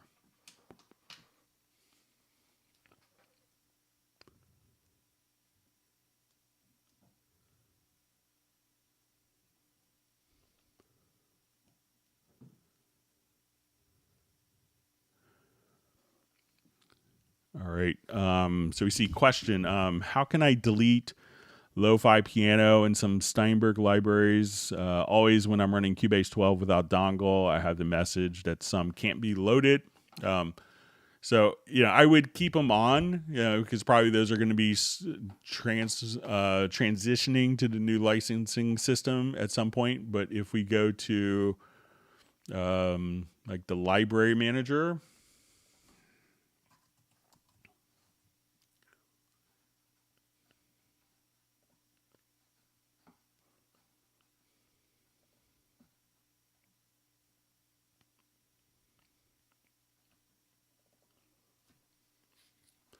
and at this point, you say, okay, I don't want this particular one. I think that if you just click on remove here from the library manager, that you could remove them, and that will remove it, I think, from Cubasing and popping up with error messages.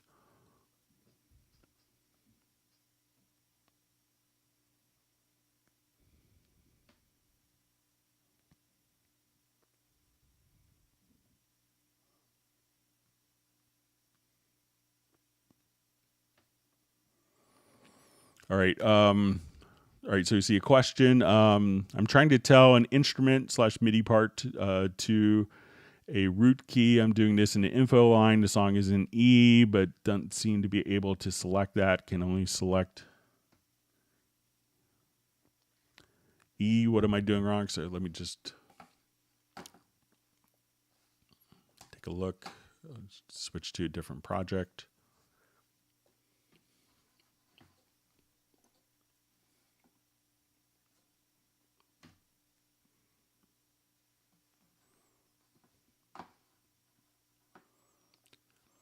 I'll revert.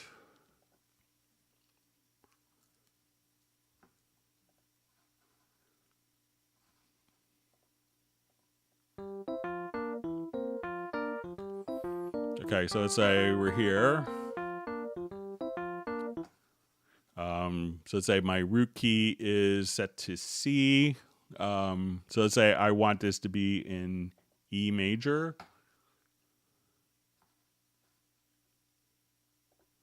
Okay, let's say, okay. All right, so let's say the root key of this is in C. And I'm just going to add a transpose track.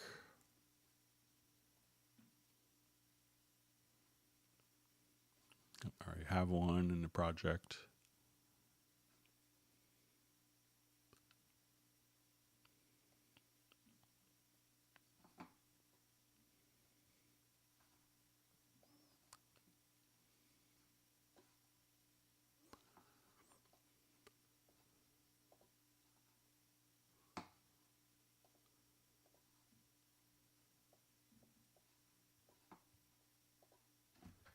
All right, and let's say if I go up 4.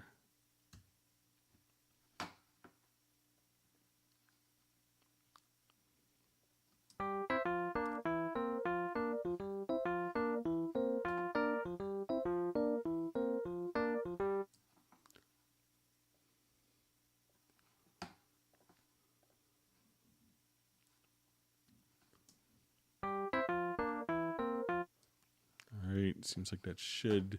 So, I think a lot of these will, follow specific specific MIDI loops that have the metadata built in.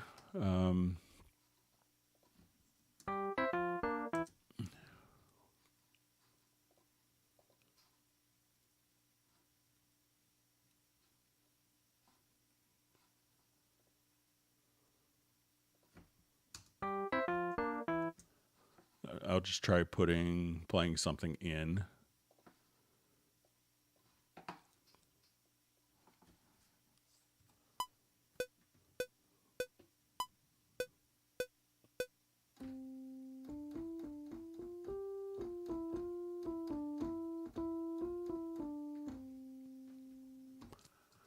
All right, so say that's in C major.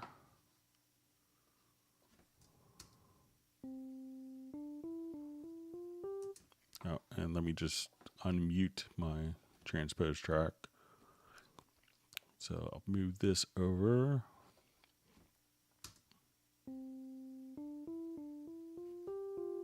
And I'll have this follow.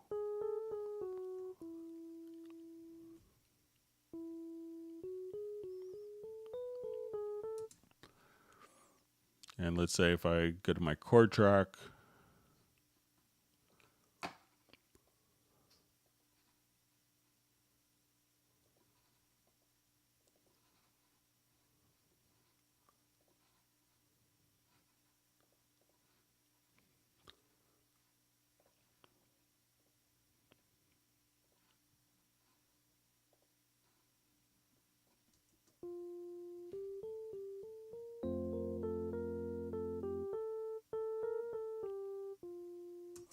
so, but I think it's really intended like for some of the sequel.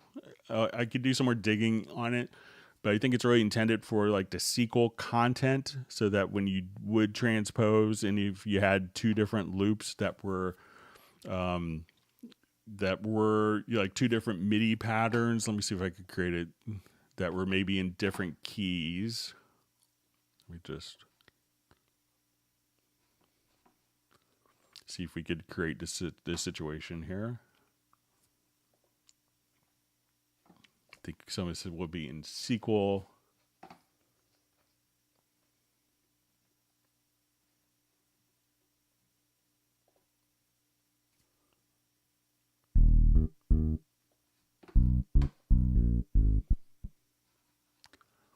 Okay, so that's in E flat.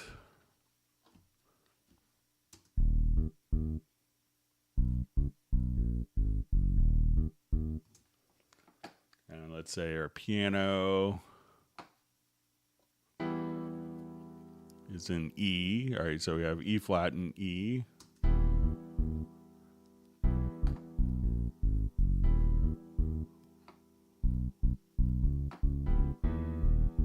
Let's say if I put these both in G.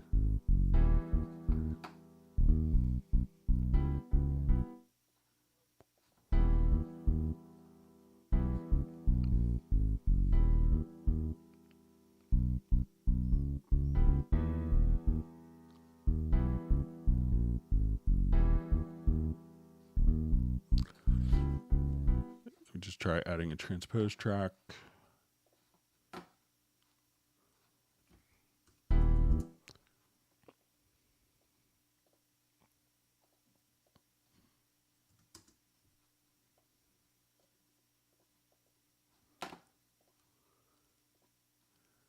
So this is originally D sharp and this was E.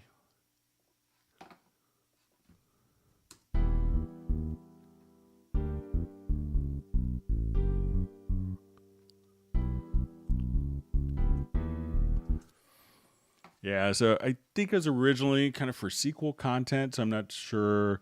I'll do some more reading up on it if you want to email me at clubcubase@steinberg.de. I could show it on Tuesday's live stream. I'll try to have it figured out for then.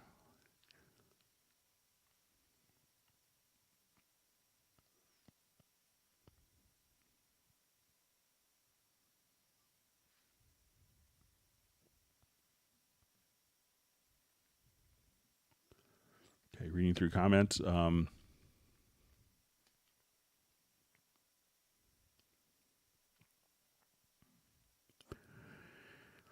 right, so we have a question. Is it possible to create my own patterns in Groove Agent 5 and then save my full bank, for example? I mean, in libraries which have patterns, can I do it?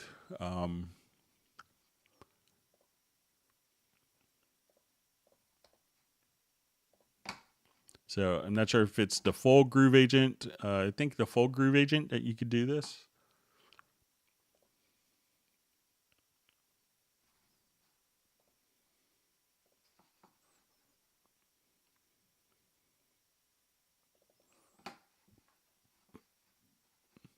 I'll just do it on.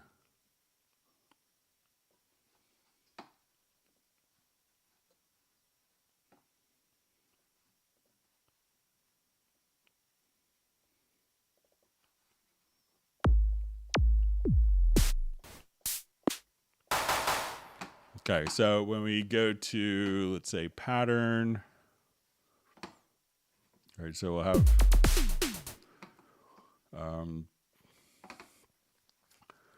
so now if I just wanted to come over here to pattern, I think we can. So as soon as I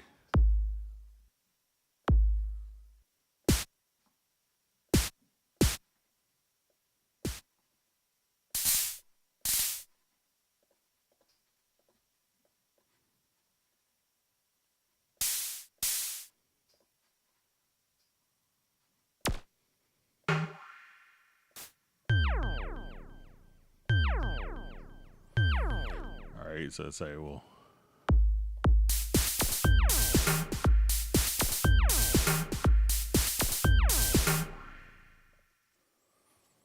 all right, and now when I come over here, just I think we could save the pattern.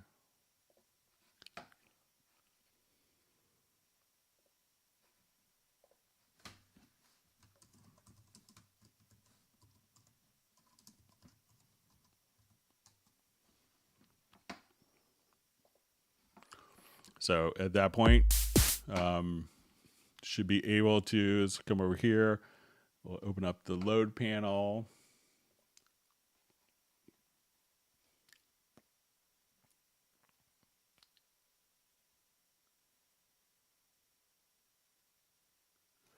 And so, but yeah, so that's should be able to kind of access your different patterns that are created just like that. And that's in the full version of Groove Agent.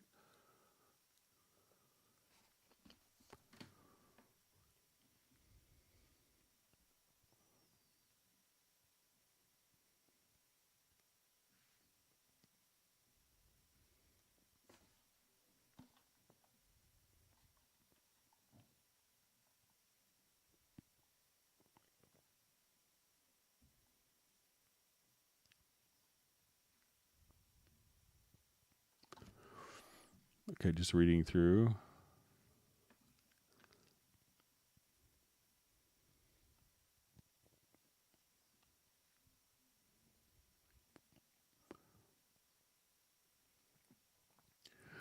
Okay, so we have a question. Hi, Greg. Is there a way to have different curves of fade in and fade out instead of the regular line that we have by default on the beginning and end of an event? All right, so let me just...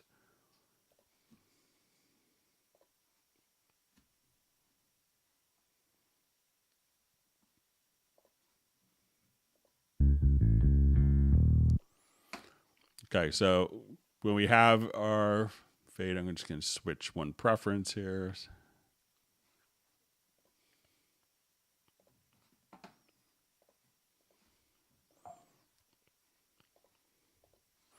Okay, so we have kind of straight linear fades for fade in and fade out by default. If we double click into fade area, at this point, I can say, okay, I want sinusoid fades, and then I could just choose as default for my fade in and apply.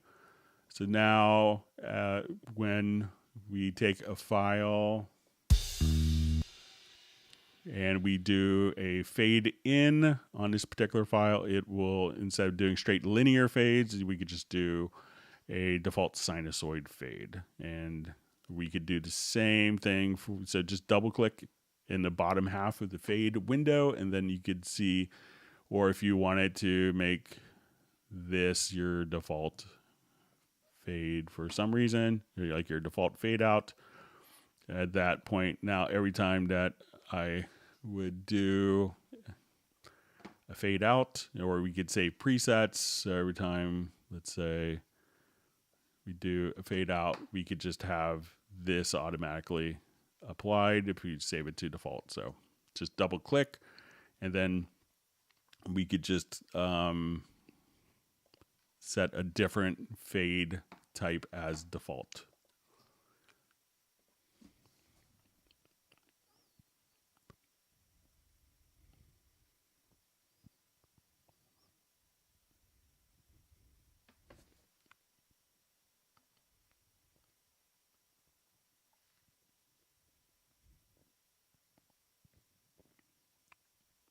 All right, seeing more discussion of the e-licenser. So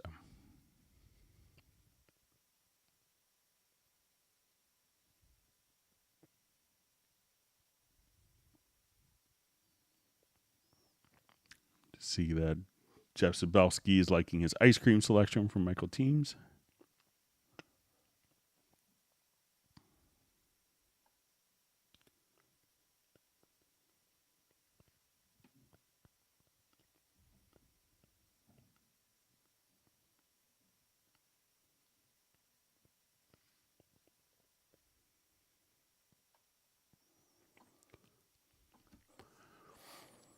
All right, so you see a question. Is there a way in Cubase to adjust the coarseness / resolution of something being controlled, plugin parameter to act differently when responding to MIDI?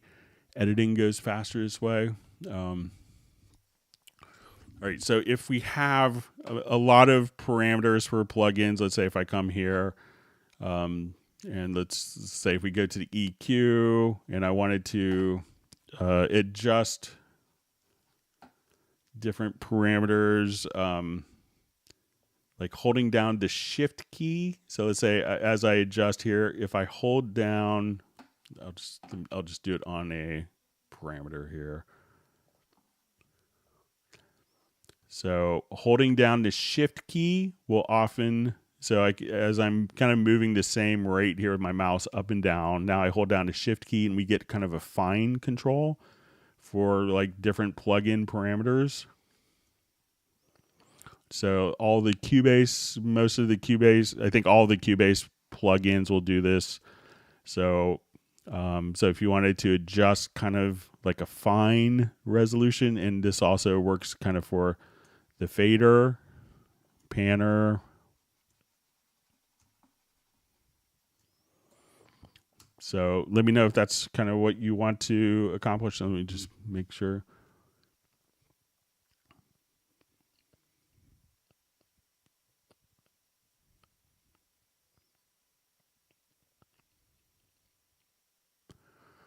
So it just says, I'm building touch controllers for use with MIDI remote. One of my problems is the resolution of adjustments. It helps to make my touchscreen sliders bigger, but they take up too much space on my controller. All right, so let's say if I'm here, something else you might be able to do. Let's say if I go to like the mapping assistant,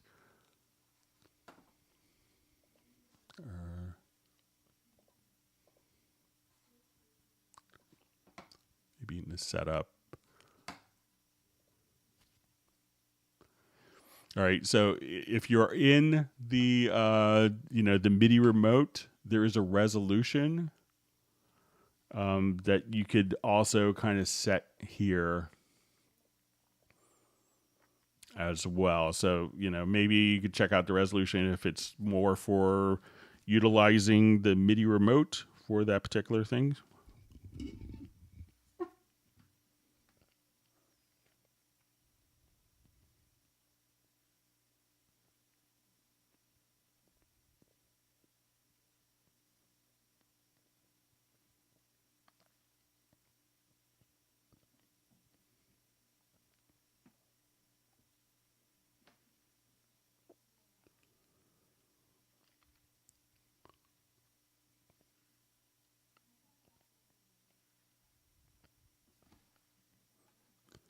Okay, reading through different comments.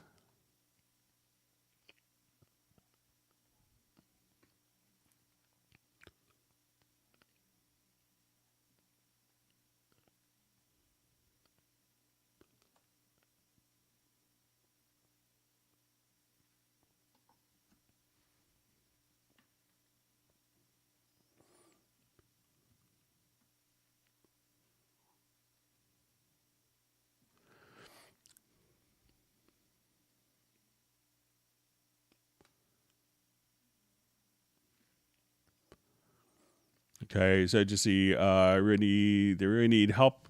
Just a question, lost so many tracks to the sampler that's not remembering custom samples I built. Have some luck with saving them as presets, but it's so unstable, I avoid using it now. So with the sampler track, it's, a lot of people miss this. So let's say I drop a sample in.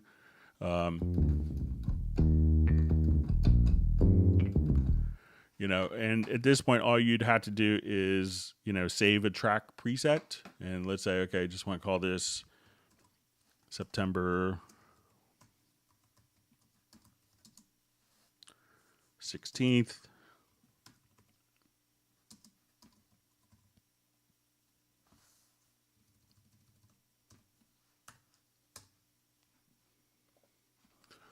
So now when I wanted to just, go to my media bay, we could just say, okay, let's go to track presets. Let's say user presets, and then I think it's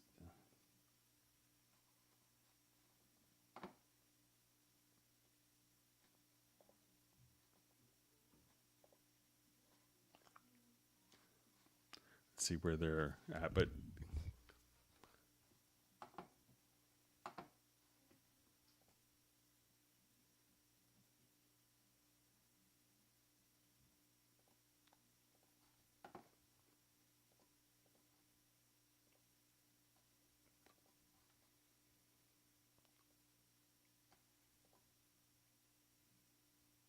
so you can go to here, just go to presets to track presets to sampler, and then all your sampler presets will just be right there that you could use in any other project.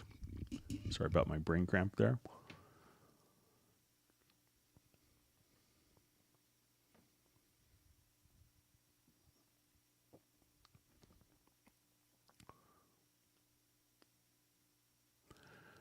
All right, so we see from Jonathan Oates, and I think we covered this earlier, how can I stop group lanes opening up every time I write automation on a plugin? I can't see the project when this happens. I need to see where I'm recording in the project. So again, I think we showed this at the very beginning of the live stream, but if you try going to your automation panel, which is defaultly will open with hitting the F6 key. Go to settings and maybe uncheck reveal parameter on right.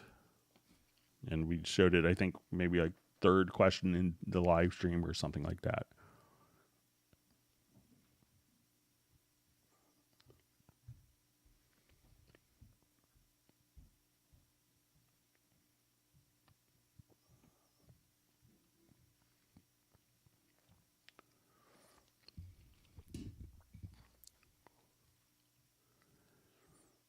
All right, so we see from Brian Sawyer Jr. or Brian Sawyer Sr. Sorry, it says unmuting did take care of the problem, and this is with the render in place. So I'm glad that did the trick.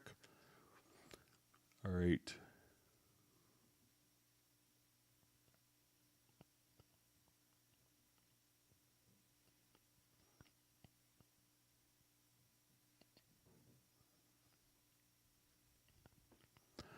All right, so I just see some discussion of about the 3 synths didn't make it from Cubase 11 and Cubase 12. So those aren't going to be developed. And as we move forward with different technologies, we did those in conjunction with other companies, and they're not developing them anymore. So that's why it's not included in version 12. So it's not just because of M1. There's, other things in the plugins on the Windows side that need to be updated as well that just aren't going to be there. So.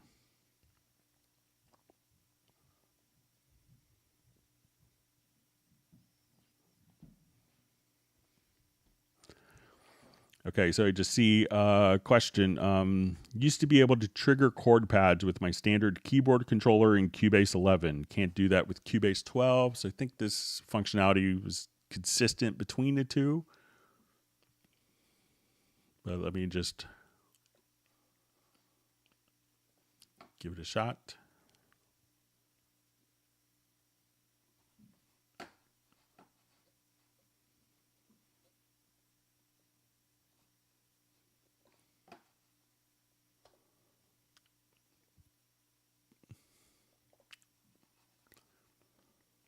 All right, so to say I have my Rhodes patch, and let's get to my chord pads.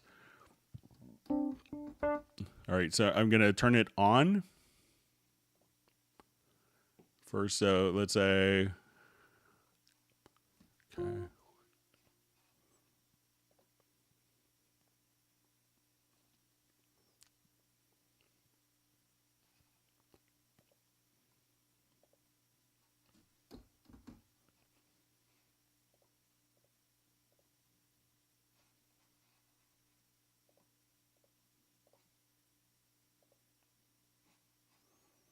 All right, let me just do it on a different project here. Hang on.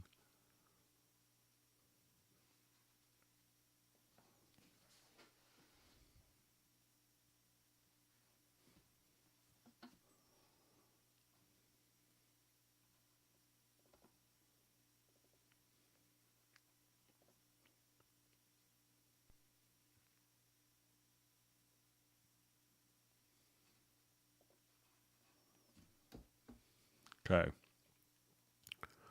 All right, so now I'll come over here. So I have the chord pads on.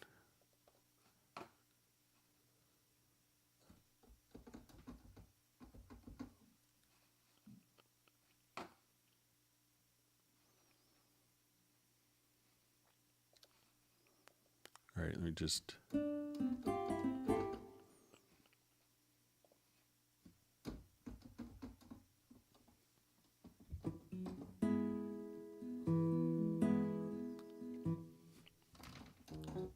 All right, so I'll just come here. So I don't think I have a player on this. So, all right, let me just set this to playing chords.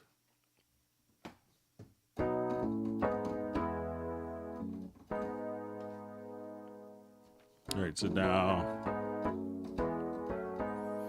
so it could be that maybe the chord pads sometimes might have to be turned on. by clicking there.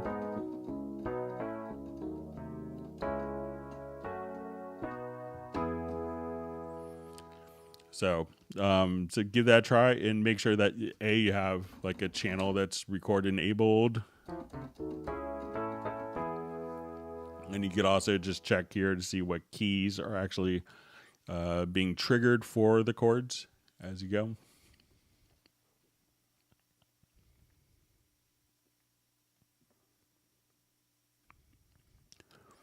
All right, so we have Yash Bhati on, so thanks for joining us.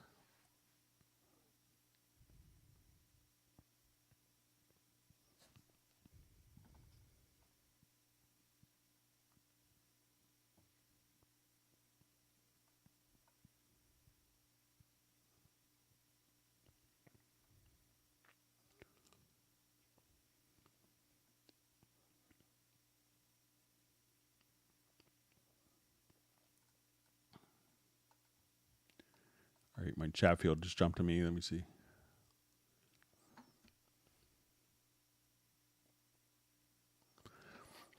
All right, so we have a question. I want to know, how do I take a vocal track that I recorded and place it into another empty track and keep it in the same place without it moving? Okay.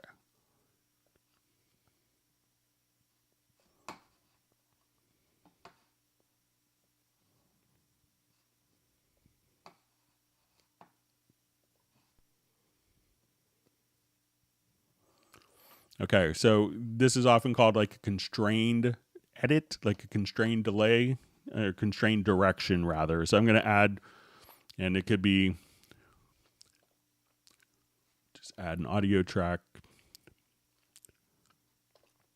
All right, so let's say I want to move this event here down to this event. So when we copy, so if I want to move it, you know, we can move it in time from our original spot. So let's say we're here. So if I want to move it, now it really matters on the direction that you move it first. So if I move it down, I'm going to hold down the Alt key or Option, Alt or Option key, and I move it vertically first.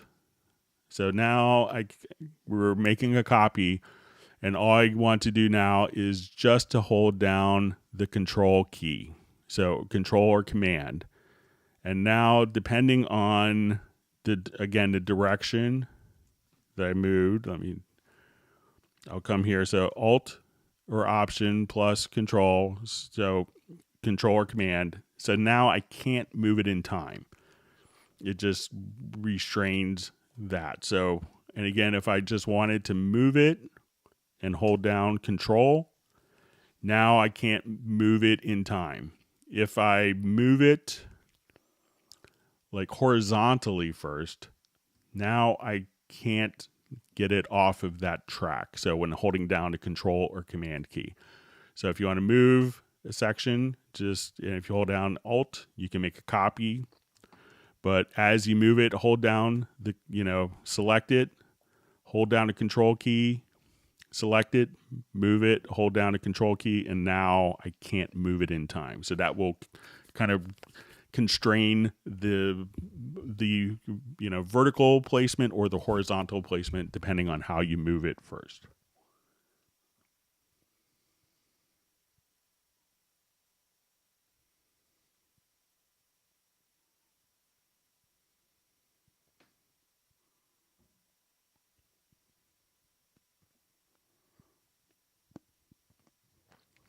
All right, so we see question from Kevin Mehmed. Can you please show more of the features in WaveLab 11? So, that could take like 3 or 4 hours, but if there's a specific feature that you, okay, so and I just see the spectrogram and other stuff in WaveLab. So we'll show you the spectrogram. So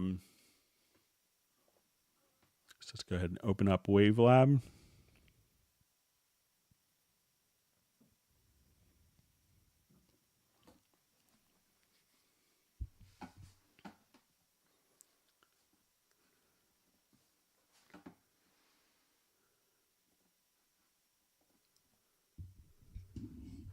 All right. So if you're to the point where you want it to do, like, let's say you did this beautiful recording and someone coughed, and you want to do kind of different type of, and this would be very similar to spectral layers, but we could also do spectral editing inside of WaveLab. So I'm just going to come over here, and when we click on, so when I'm in the audio editor, we could go to the spectrum view. And now what we could do is, just come over here and just say, okay, I want to take, this particular frequency range and be able to do editing not only on the actual files itself, but let's say, so not on the entire file, but we could choose just a portion to work with. And then at that point, if I wanted to start, doing tuning or being able to adjust the volume just on those particular frequencies, because generally when we do audio editing, we do it on all of the frequencies. And what the spectral editing will allow us to do is to do it on just specific frequencies. So we could almost take out, like, like a piano squeak of a pedal or a bass drum pedal squeak, stuff like that.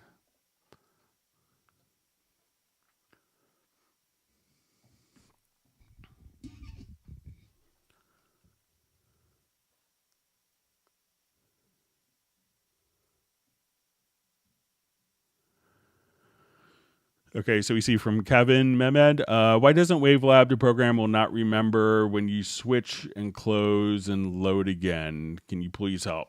So I'm not sure, if it's some things,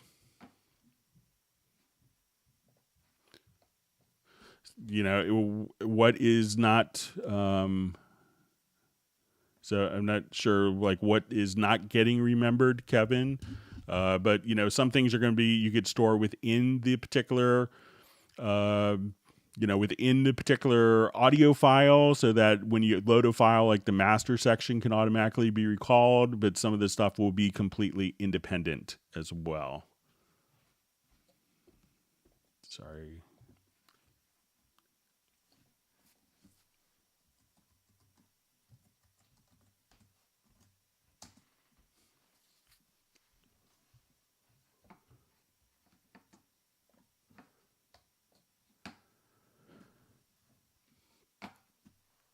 All right. So we see from Jackshot Records that MIDI Remote has been a game changer for him. So.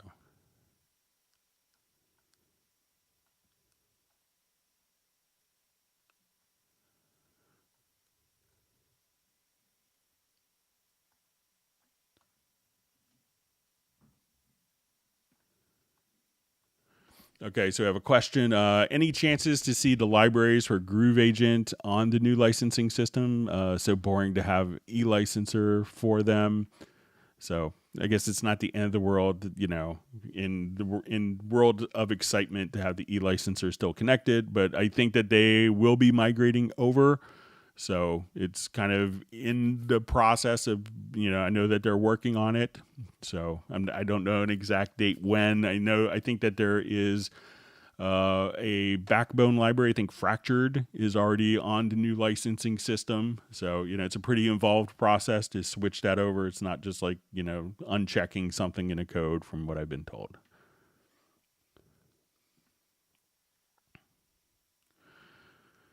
Okay, so we see from John Shaman, question. I'm sure it's not a Cubase 12 issue, but I have Apollo Thunderbolt Twin Windows 10, and I just can't fix clicking and popping sound issue.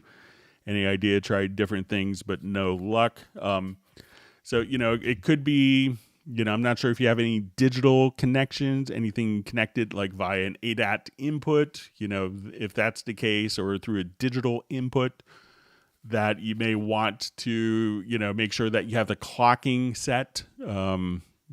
Come over to, a lot of times it could be like in weird stuff like this, the video display driver can often be problematic.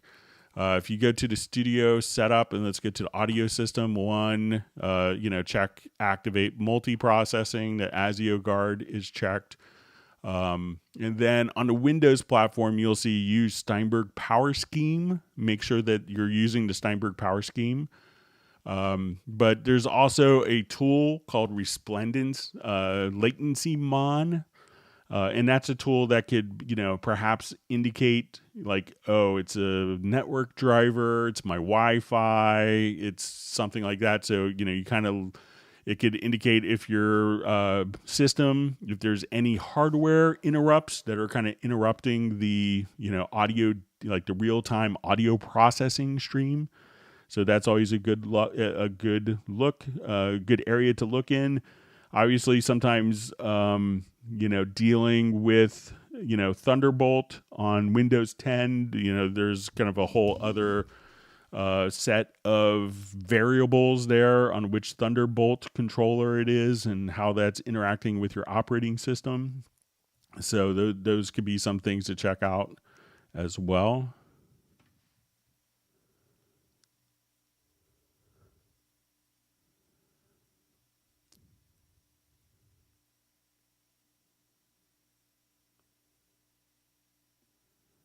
Okay, just reading through.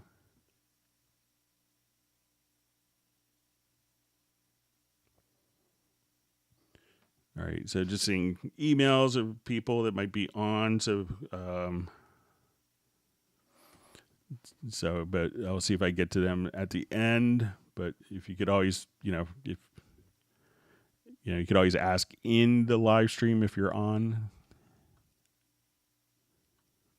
Okay. All right, wonderful to see Gareth on.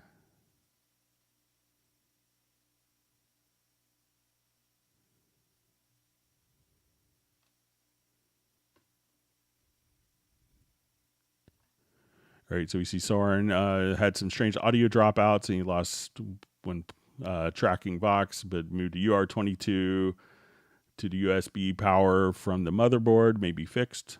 Yeah, so that's great. It's always a good thing to do.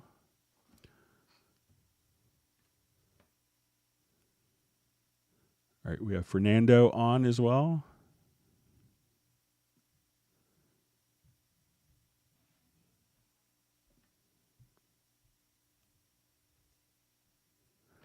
All right.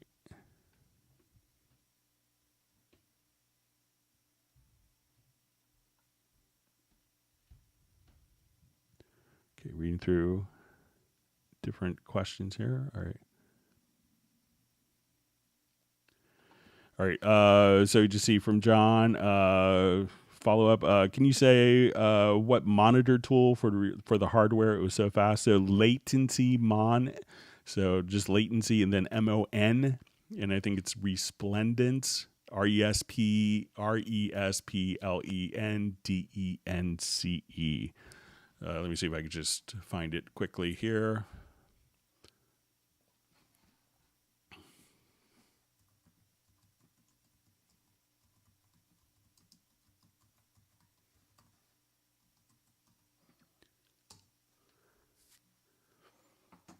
Yeah, so just right here, latency mon. So Resplendence. So check that out, and it's a great utility for Windows users that can help isolate different aspects that might be causing interruptions to your audio stream.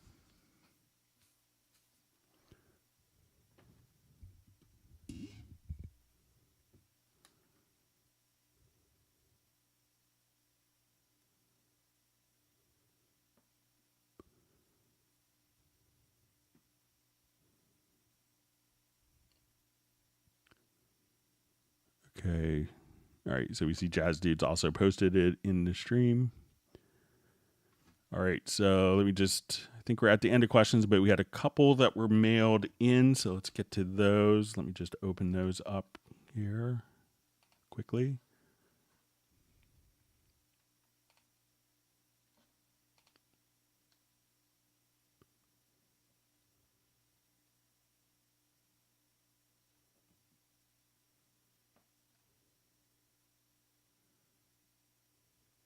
Okay, let me just read through this.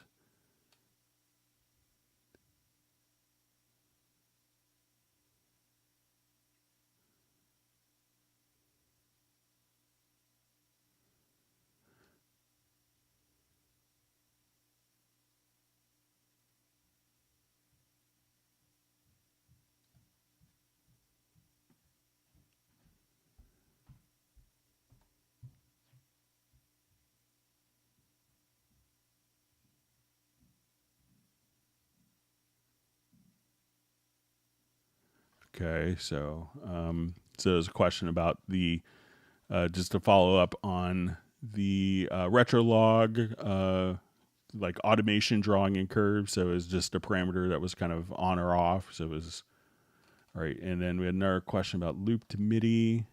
Hang on, just.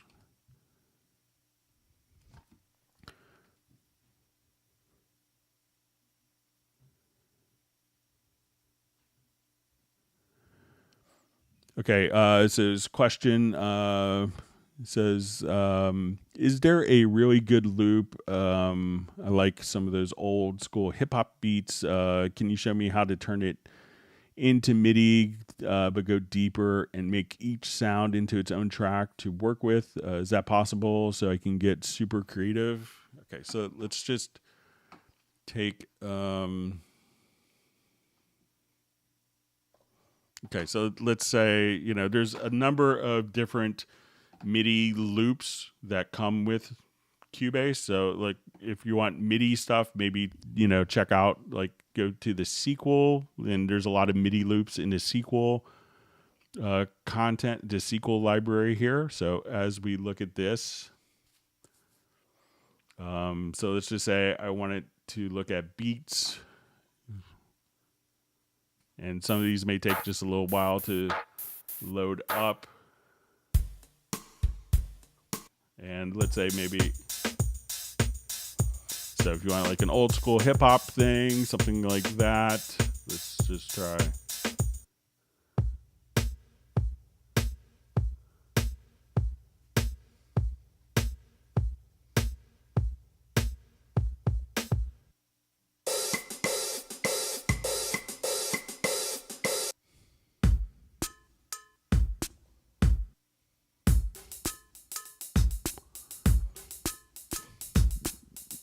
So, if you wanted to just like double click and, I think we could just add that particular drum loop and that will load up the instrument.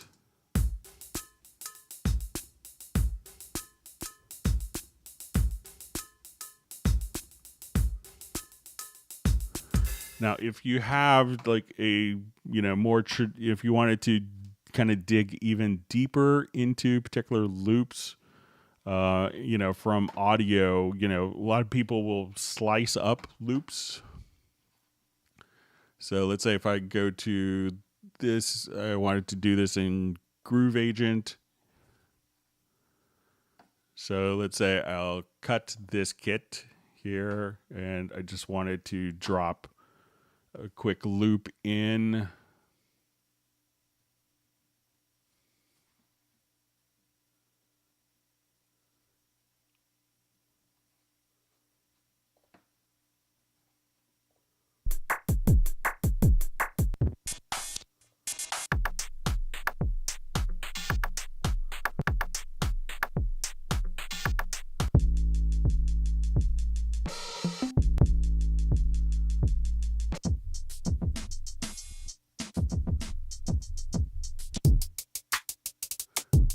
All right, so let's say I drag this into like an instrument pad. What you could do now is when you go to edit the instrument,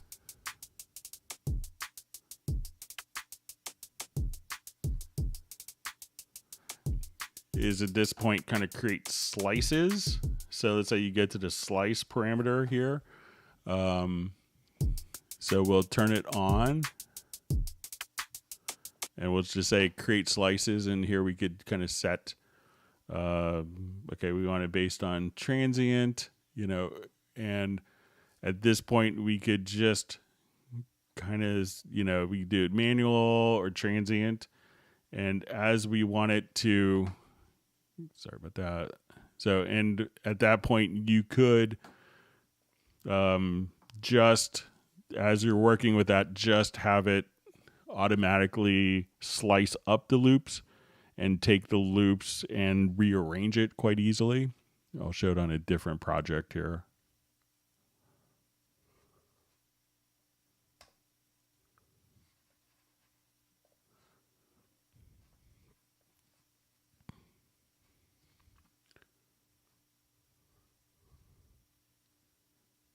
See if I have it in my recents list. Maybe not. All right, so I'll just open up this one particular project.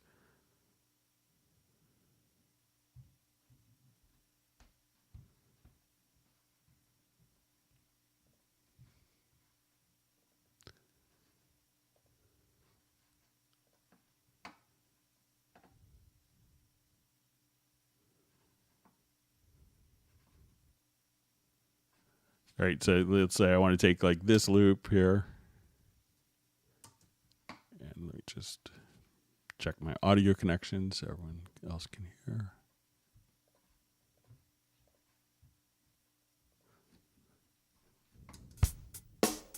So I just want to take any kind of loop. I'll open up an instance of Groove Agent. So at this point, I'm going to drop this loop directly into a pad, and I'll make it onto an instrument pad. And now we will slice.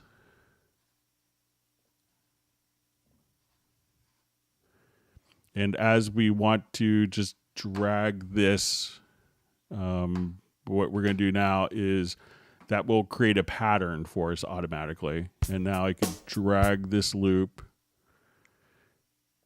and we could get kind of the timing feel of it. So let's say I just want to look at, so we could see all of the different elements here. So, and we could, come over here and randomly, just using my arrow keys,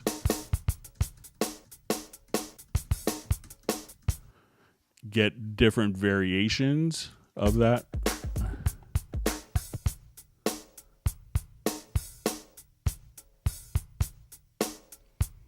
Take it off my cycle.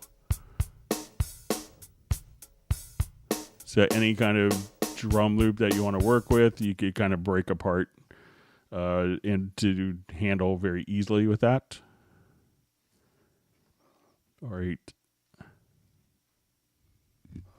right, let me go back to live questions.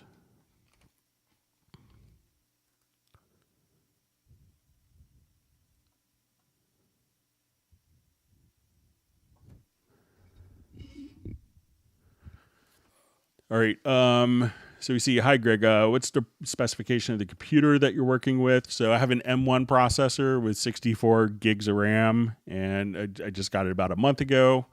And usually I have to keep it for like 2.5 years. So I try to get as much as I can get from my company. So it's, and a 2 terabyte SSD drive internally. So, and I'll just show about this Mac. So it's an M1 Max, 14-inch, 64 gigs of RAM. So, but I was running an i9 until last month, which ran great.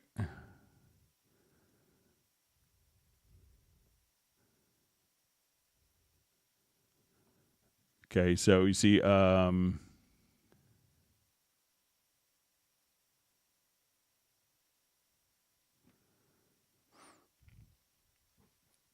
right, just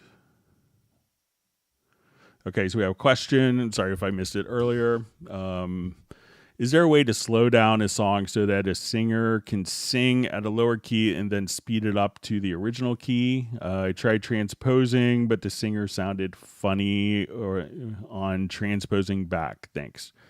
So, yeah, that's probably going to be what happens. Like, just as it sounds a little funny when you go back, it could be that you're kind of doing the opposite end on the way, so it could affect the overall, quality of it. So it's, okay. So I'm not sure if it's slowing down a song or if it's just, literally, sorry, let me just save this in a bad state for this song.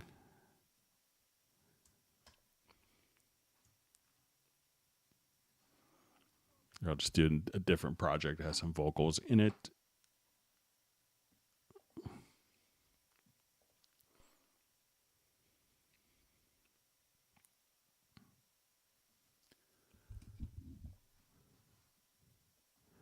All right, so let's say we just want to take.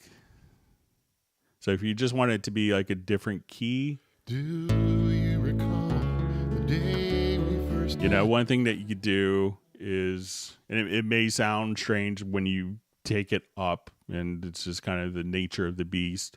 But let's say I wanted to add a transpose track. So let's say, you know, we're here and we're kind of playing along. Do you recall the day we first met? That was a long, long time ago. So let's say I just want to transpose this up, starting right there. 7th grade in the school parking lot, waiting on our yellow coach to ferry us home. You looked my way and your heart shone through. It caught my breath while you called me to. Well, even now I'm so in love with you, just like a long, long time ago. So you may run into different characteristics with Formant as you're changing it. And if that's kind of the case, one of the things that you could do is load up, and it's one of the built-in plugins under pitch shift called Pitch Correct. So one thing that you might be able to do if it sounds a little funny is just come over here and you could shift the formants on the vocal. So let's say if I just want to take this. Long time ago. So let's say let's say we listen to this in context here. Let's say I want him to sound younger. I can shift the formants. Yellow coach to ferry us home. And your heart shone through. It caught my breath while you called me to. Or let's say I want to change the formants here. Well, even now I'm so in love with you, just like a long, long So same pitch, time ago. but just being able to adjust the formants after may also help quite a bit. So Oh, I remember the day that we went. Seems like the day that we went. Seems like the day that we went. Seems like the day that we went. Seems like a long, long time ago. And our first kiss, there was no regret. So try adjusting the Right formants after that garb. if you didn't like kind of, you know, the sound of the processing. And there's also going to be different algorithms when we do time stretching. So experiment with that. So when you go to like the vocal file, and you could often select it, and then you may see like an algorithm.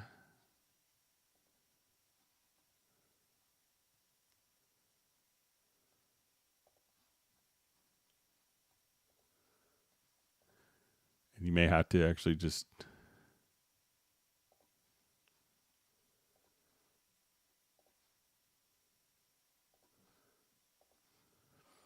and then there's going to be like different algorithms. So you could also try to work with, you know, switching maybe to one of the pitch algorithms as well. And as you change that can make you know, that could change the quality of the sound as well.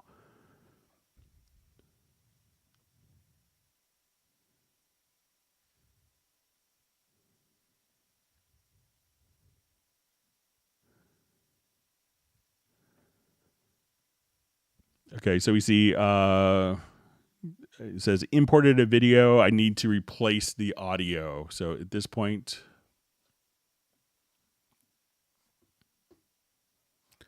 let's say I'll do new project.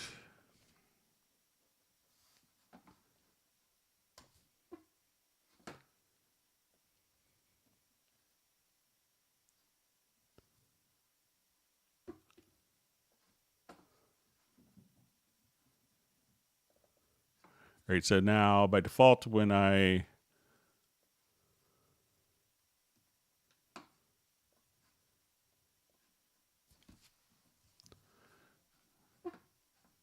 let's say we'll have this muted. So, you know, now anything that I have placed into my Cubase project to match to match the actual video, to incorporate like any music that I've composed for the particular video. All we would do is at this point, so let's say this is the original audio, so I want to mute the original audio, and I wanted to have all of my audio, to incorporate all of my audio into the video. We would go to export and choose to export video, and at that point, that's what is that will be embedded back into the particular video file.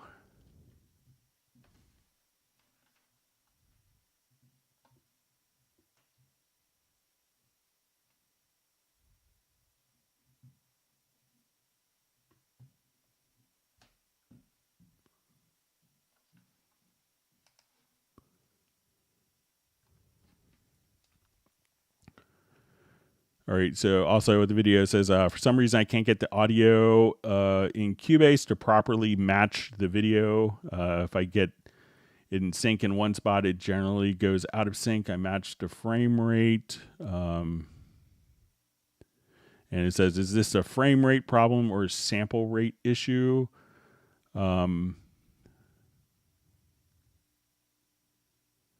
So, you know, it could be a sample rate issue. If it's, you know, also, you know, I'm not sure if it, sometimes we often get this on, like a video that was recorded on a cell phone, and the video has variable frame rate, so it's not doing a consistent frame rate. So that happens a lot of times. And so sometimes it's doing 20 frames a second, sometimes it's doing 30, sometimes it's doing 25. And they do that to kind of save on size. So I'm not sure like where the video source is coming from. But you could always check the particular, you know, maybe if you run it into like a little video diagnostics, if it's like, you know, if it's coming from a professional post-production house, you might have to actually, make sure that it's set to, that it's doesn't have a variable frame rate. And if there's, if it's like drop frames or, what exact, if it's 24 versus 23.976. And also if you could tell us if it's what is not syncing to it. So it says you get a sync in one spot, but it gradually goes out of sync. So that sounds like a frame rate issue. That would be my guess, and maybe it's a variable frames. So maybe if you could check that. And there's lots of utilities where maybe you could turn a video with variable frames into like a consistent frame rate.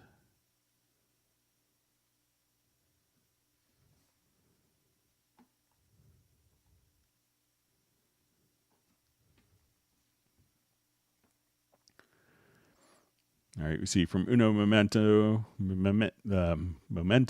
it says, seriously, it'd be incredibly fun to meet Cubase users from all over the world at some well-organized meeting. We're all still alive, so yeah. I used to go out and just do, public seminars all the time, and it's obviously changed with COVID, but hopefully we'll get back to be able to do that again. So, and we used to see it at a lot of trade shows. So like at the NAMM show in the United States, it was wonderful to see so many friends and colleagues and, that I've met over my 30 years in my career.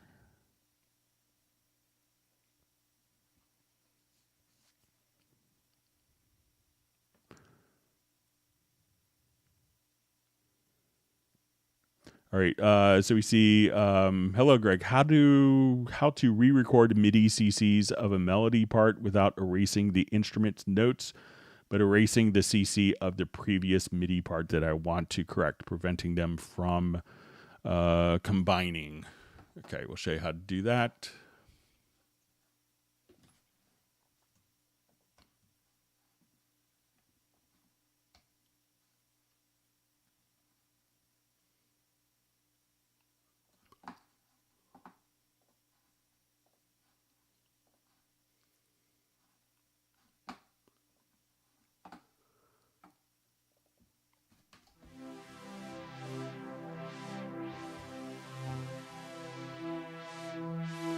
Okay, so I'll just come here, we'll record just a quick melody, and I'll throw in some CC data.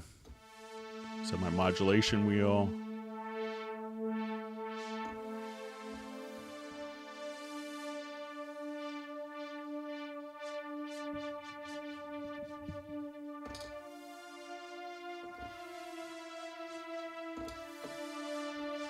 All right, so it did horrible playing and horrible CC. All right, so we look at it in our MIDI data and our MIDI editor. So I think we need to have the MIDI editor open for this. So let's say we'll see our modulation, and we want to enable record in the MIDI editor here.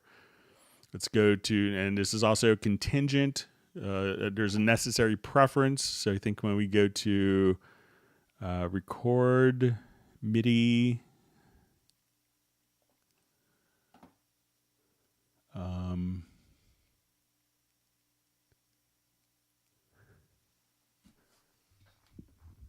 let me just see where.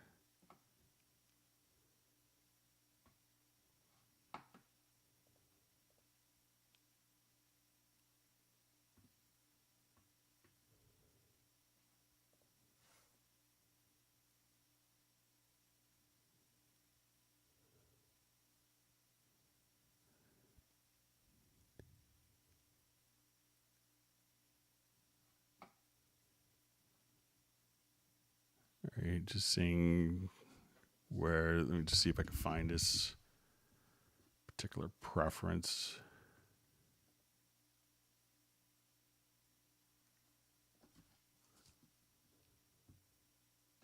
Could be this one. Let me just.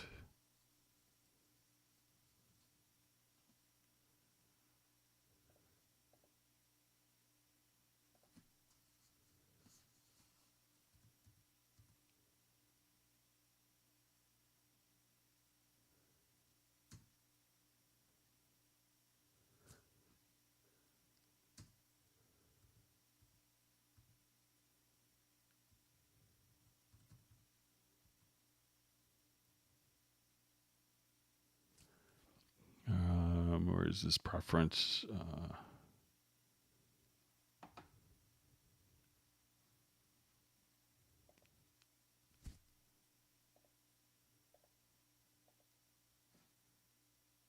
Okay, so go to, under preferences, record MIDI. We'll say replace recording in editors, and we're going to choose controller. And let's say we want to set this to replace. Okay, so now I'm just going to do new. I'm just going to record our MIDI CC data. I'm just going to record the modulation wheel.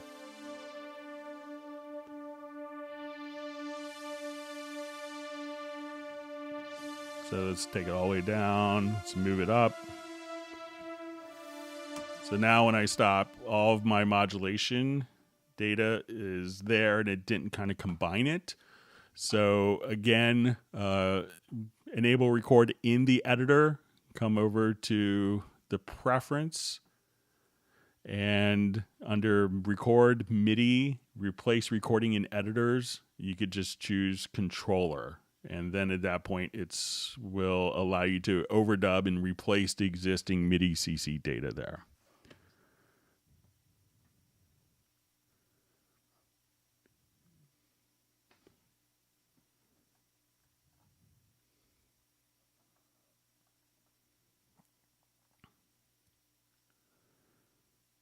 Okay, just reading through comments. See people inviting people over to Europe. Yeah, it'd be so wonderful to have an in-person Club Cubase somewhere in the world. We'll have everyone come to Washington, D.C. area. So,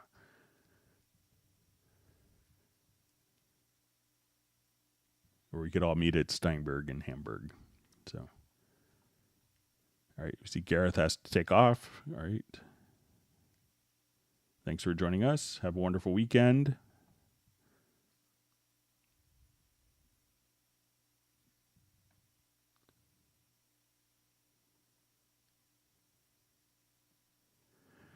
So we just see from a nice comment from Graham Witcher said, COVID or no COVID, this is a wonderful forum / live stream must never be allowed to die. We need to keep this going on to the end of time. So yeah, I think it's a great great live stream. I'm happy to be involved with it. So, and I'm just happy to get to meet so many people from all over the world.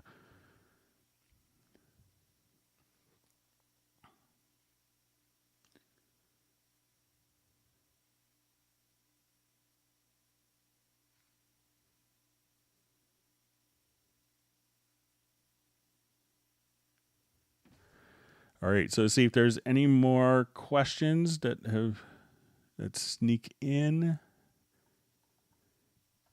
If not, we'll wrap up a little bit early. I want to thank everyone for all the great questions that were sent in. See if there's any more. It's usually about a 20 to 30 second delay from when I speak to when it goes out. So we'll just wait a little bit, see if more questions come in. And again, we'll be doing this every Tuesday and Friday. And if you have friends that you think should be running Cubase that aren't, let them know of the current promotion. It's a wonderful promotion. 40% off plus 5 free plugins with Cubase Pro. So make sure that you take advantage of that and have your friends, and invite your friends to the Club Cubase live stream so they could get up to speed quick. It's wonderful to see so many new actual people coming on the live streams. Okay, we see from Jazz Dudes, thank you, Greg, for all you did for all these years. I'm just glad to help people kind of get creative.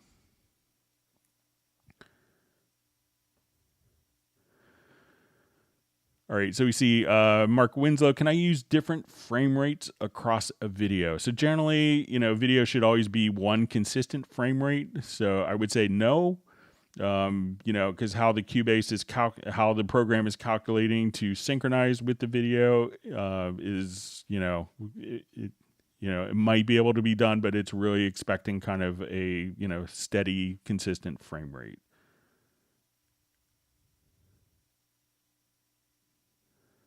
All right, we'll see if there's more coming, more questions.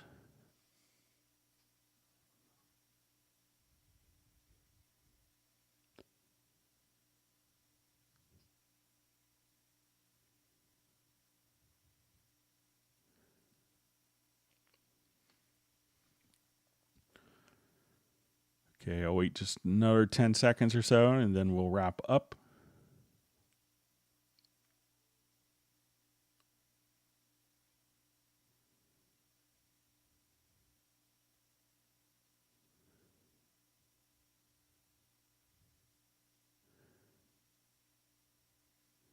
So we see from Cubase X just saying,